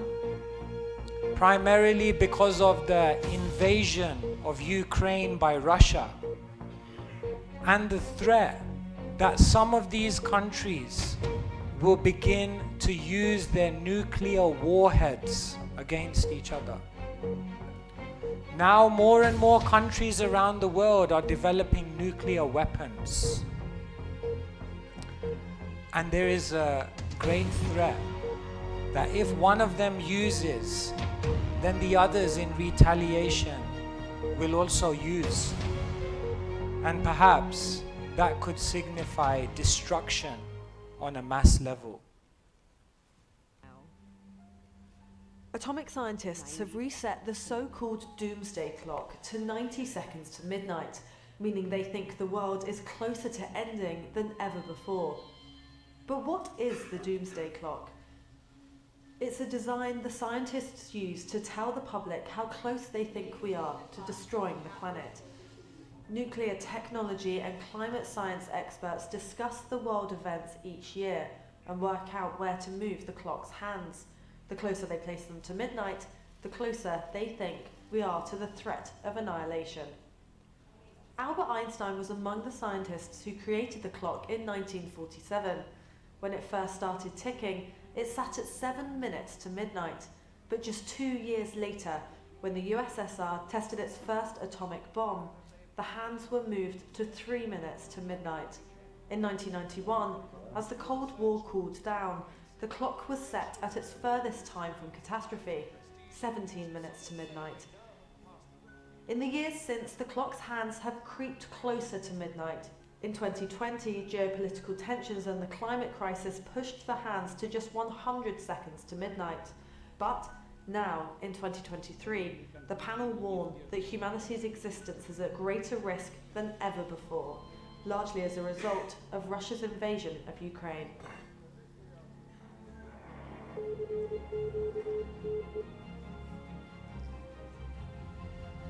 So this is what's going on. This relates to the 16th chapter of the Gita, because in the 16th chapter of the Gita, Krishna explains that there are two basic natures in this world. A Devi Sampada and a Asura Sampada. There is a divine nature and there is a demoniac nature. The interesting thing is that the divine and demoniac can coexist within the same person. In some ancient traditions, they say there's a good dog and a bad dog inside of you. And whichever one you feed is the one that will bark the loudest. So therefore, in the Bhagavad-gita, Krishna says, Etam drishtim avashtabhya nashtat manolpa buddhaya prabhavantyugra karmana kshayaya jagato hita. Krishna says, following such atheistic conclusions, the demoniac, who are lost to themselves and who have no intelligence, engage in unbeneficial, horrible works meant to destroy the world. Long before they came up with the doomsday clock, Krishna already explained that when you have people in the world who have a certain drishti, you see this word here, etam, drishtim. Drishti is a very interesting word. Drish means to see. What is someone's vision? What is the way in which they view the world? This will determine how they interact with the world. And therefore, if we really want to change the world, then what we have to do is change people's drishti. Einstein said, you can't solve the problems of the world with the same type of thinking that created them in the first place. And therefore, sometimes people say, religion, but it's religion which causes war. You guys are the ones saying that, atheistic people cause war, but we see more wars because of religion. So what does Krishna mean when he says atheistic destroy the world? It seems like the religious ones are the ones causing more problems. Power plus ignorance equals dictatorship. Freedom plus ignorance equals anarchy. Money plus ignorance equals corruption. And religion plus ignorance equals terrorism. Do you see the common problem in the equation? Is it power that creates problem? Is it money that creates problem? Is it freedom or religion that creates problem? No. It's the ignorance that goes with it. Why are we here doing a whole Gita Jayanti and asking all of you to sponsor Bhagavad-gitas? Why are we going into the world and distributing this knowledge as far and wide as we can? Because you can't solve the problems of the world with the same type of thinking that created them. And therefore, you all have done the greatest welfare work by sponsoring Bhagavad-gitas and sharing this knowledge. Because it's only when this knowledge comes about in the world that there can actually be any kind of substantial change. So Krishna says, anyone who has an atheistic vision, and believe me, even a religious person can have an atheistic vision if religion is hijacked by ignorance. And so in the 16th chapter, when we think about the doomsday clock, Krishna is telling us there can only ever be world peace if people first find their inner peace. Can you think of something which was really considered a bad habit that nowadays you think people do? It's just like normal, commonplace. Anyone? Smoking. Smoking? Anything else? Drinking? There's something else. I'll give you a clue. This bad habit, you're most likely to do it while you're driving. Yes, swearing. Of course, no one here, of course. It's very interesting. There was a news story this year which kind of got quite a bit of attention, that swearing has now become commonplace. They say the older you are, the less likely you are to swear.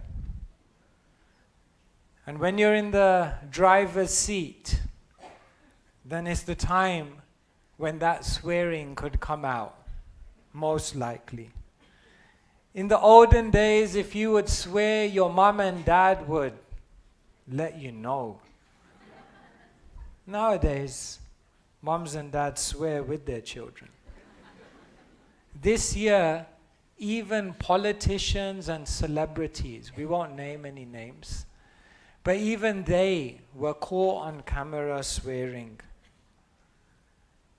It's very, very interesting that in the 17th chapter of the Bhagavad-gita, what Krishna says is your faith, your inner life, the quality of your consciousness is displayed in three things: through your body, through your mind, and through your words. How you deal with your body and utilize your body reveals so much about your inside. What goes through your mind and your way of thinking reveals so much about your consciousness. And the words that you speak, mostly flowers, sometimes a few frogs, come out of the mouth, represent something about one's faith and one's consciousness. What does Krishna say in the Bhagavad-gita? Anudvega karam vakyam satyam priya hitam chayat svadhyaya bhyasanam chaiva vanmayam tapa uchyate.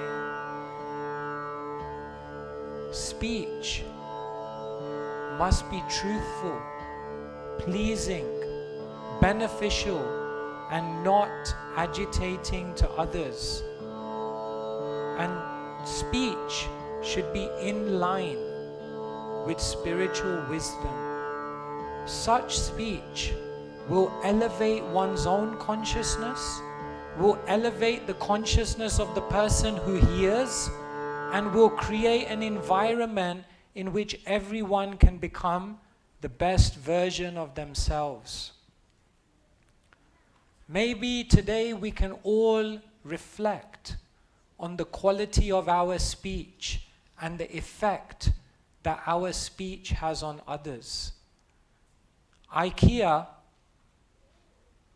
made an experiment about the power of speech that I want to share with all of you today.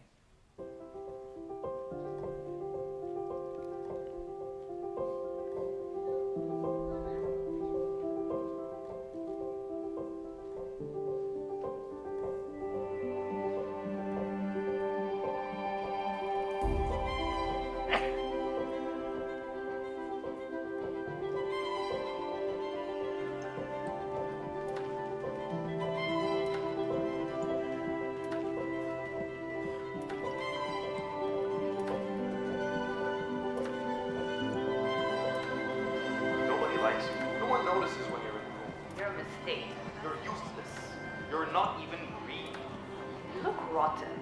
Are you really even alive? I like you the way you are. Seeing you blossom makes me happy. You're making a difference in the world. You are beautiful.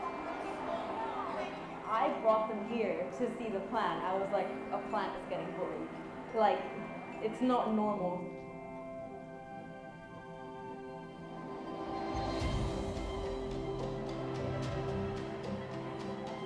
I think it's an excellent project. To have something tangible that they can actually physically be a part of is, I think, going to be very powerful.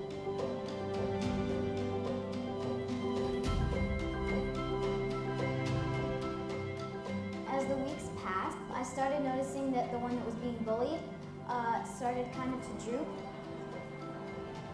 While the plant that was being complimented, it was flourishing and beautiful. It's raised the profile massively of different forms of bullying and the effects that bullying can have on people.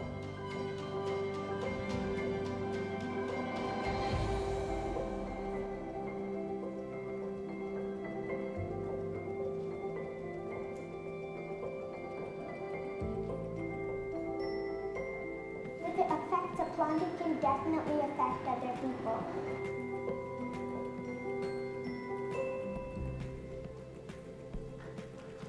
Give a round of applause to those kids, very wise. Every word that we pour out into the ether creates an energy.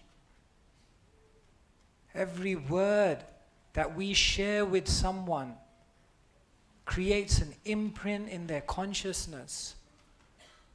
Your words can elevate, inspire, empower, and awaken amazing potential within others. Yet so often, our speech is negative, our speech is critical, our speech is non-progressive, our speech is judgmental, our speech doesn't do anything to actually improve situations. And therefore, in the 17th chapter of the Gita, Krishna reminds us, your words are so powerful. Use them wisely.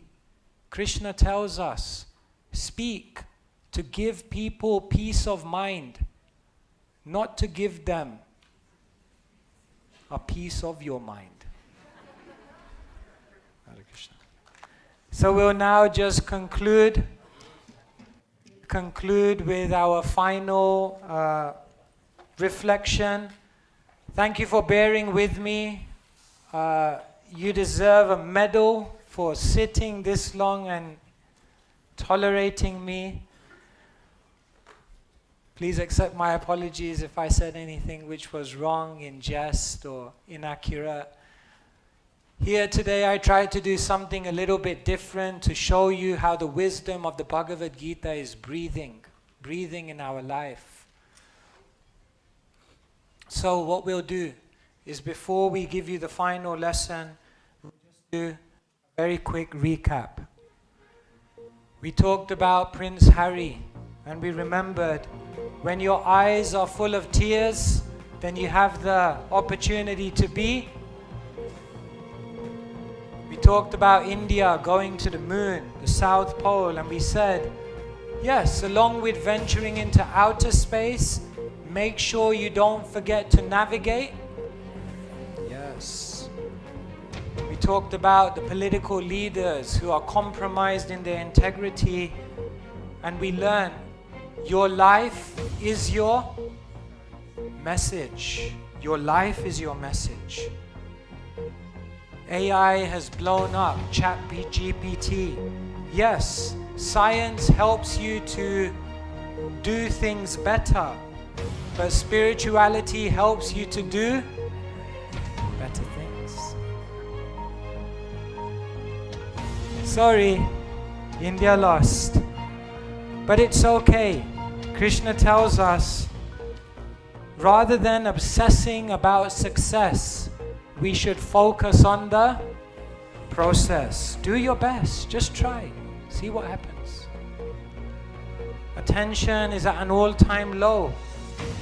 Remember, don't just focus on what you do between 9 to 5, but focus on what you do between 5 to 9. See you at Mangalarti tomorrow. Yes, there's a cost of living crisis, but maybe it's not the cost of living, it's the cost of existing, because the purpose of existing is to experience real living. So much death. Even if you move into a better cell, remember, we're still in the most glorious king is the one who conquers the inner territory. See you in Las Vegas. Maybe one day we could do Gita Jayanti in the Las Vegas sphere. That would be cool. If anyone wants to sponsor, I'm available. When you see the glitter of the world, remember the glory of God. Oppenheimer recited the 11th chapter of the Gita.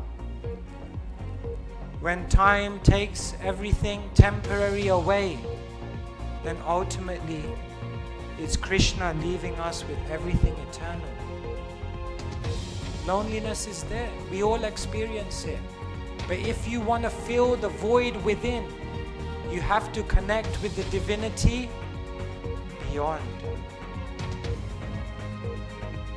The environment, we all have to take a responsibility.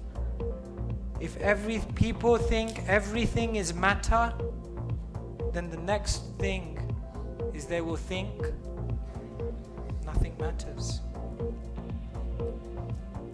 Bankman-Fried, a billionaire, now waiting for his 110-year imprisonment. Remember, the richest person is not the one who has the most. The richest person is the one who... I'm still working on my journalism skills. The music ran out. I was trying to build up some. Anyway, it's okay. The World Happiness Report. Instead of pursuing dreams in illusion, we should try to find reality in transcendence. Go back to the spiritual world. Doomsday clock is edging on, but there can never be world peace unless first we find and don't fall prey to this one, please. Instead, what shall I say? Speak to give people peace of mind, not to give them a piece of your mind. Now, we come to the final news story of 2023. I've told you so many things, but there is one story that's bigger than any of these stories. This story is the story that gives hope. This story is the lifeline for an otherwise misguided and misdirected world. This story brings joy to our hearts and brings a smile to our face and brings incredible hope for the future. Do you know the story I'm talking about? No, you don't know. I can't believe it. You don't know the biggest story of 2023? It was so big that I don't know if the BBC reported it or not. I think they did. No, they did. The BBC reported it. They did. Because the biggest story of 2023 and the most silver lining on otherwise a dark cloud of Kali Yuga in the material world is that this year, 2023, was the 50th anniversary of Sri Sri Radha Gokulananda and Bhaktivedanta Manor Dham. I think that deserves a bigger round of applause and a cheer. And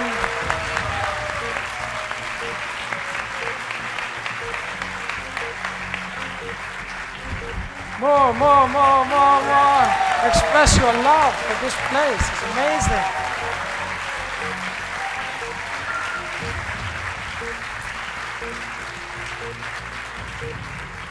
Amidst all the problems, amidst all the difficulties, amidst all the challenges, Bhaktivedanta Manor exists. And every one of you have the opportunity to come here. Every one of you have the opportunity to go in front of Sri Sri Radha Gokulananda and reveal your heart. And every one of you have the opportunity to come here and learn the wisdom which will transform the way you see life and the way you live your life. And that is the greatest story. Because Krishna tells us in the Bhagavad-gita that ultimately, when we awaken our spiritual consciousness, then everything else becomes okay. But while we're lacking that consciousness, we will always experience the dark side of this world. Today I want to end by turning to our illustrious founder Acharya, His Divine Grace, Srila A.C. Bhaktivedanta Swami Srila Prabhupada, who gifted us Bhaktivedanta Manor, who by his devotion brought Krishna here, and by his tireless efforts gave us the knowledge of Bhagavad-gita. And let us allow Srila Prabhupada to give us the final piece of inspiration. Well, our everyday is in New Year. Nava. However, Krishna consciousness is so nice. The more you advance, you see New Year. New Year. Nothing is over. People are saying that they are simply chanting the old slogan, Hare. But we are feeling new pleasure every morning. Take any other chanting. You cannot chant more than 3 hours. Hare Krishna mantra you can chant, but unless there is new land, how you can do that?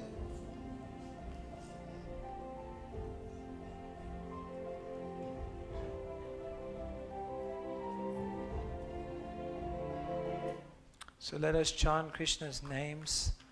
Yes, yes.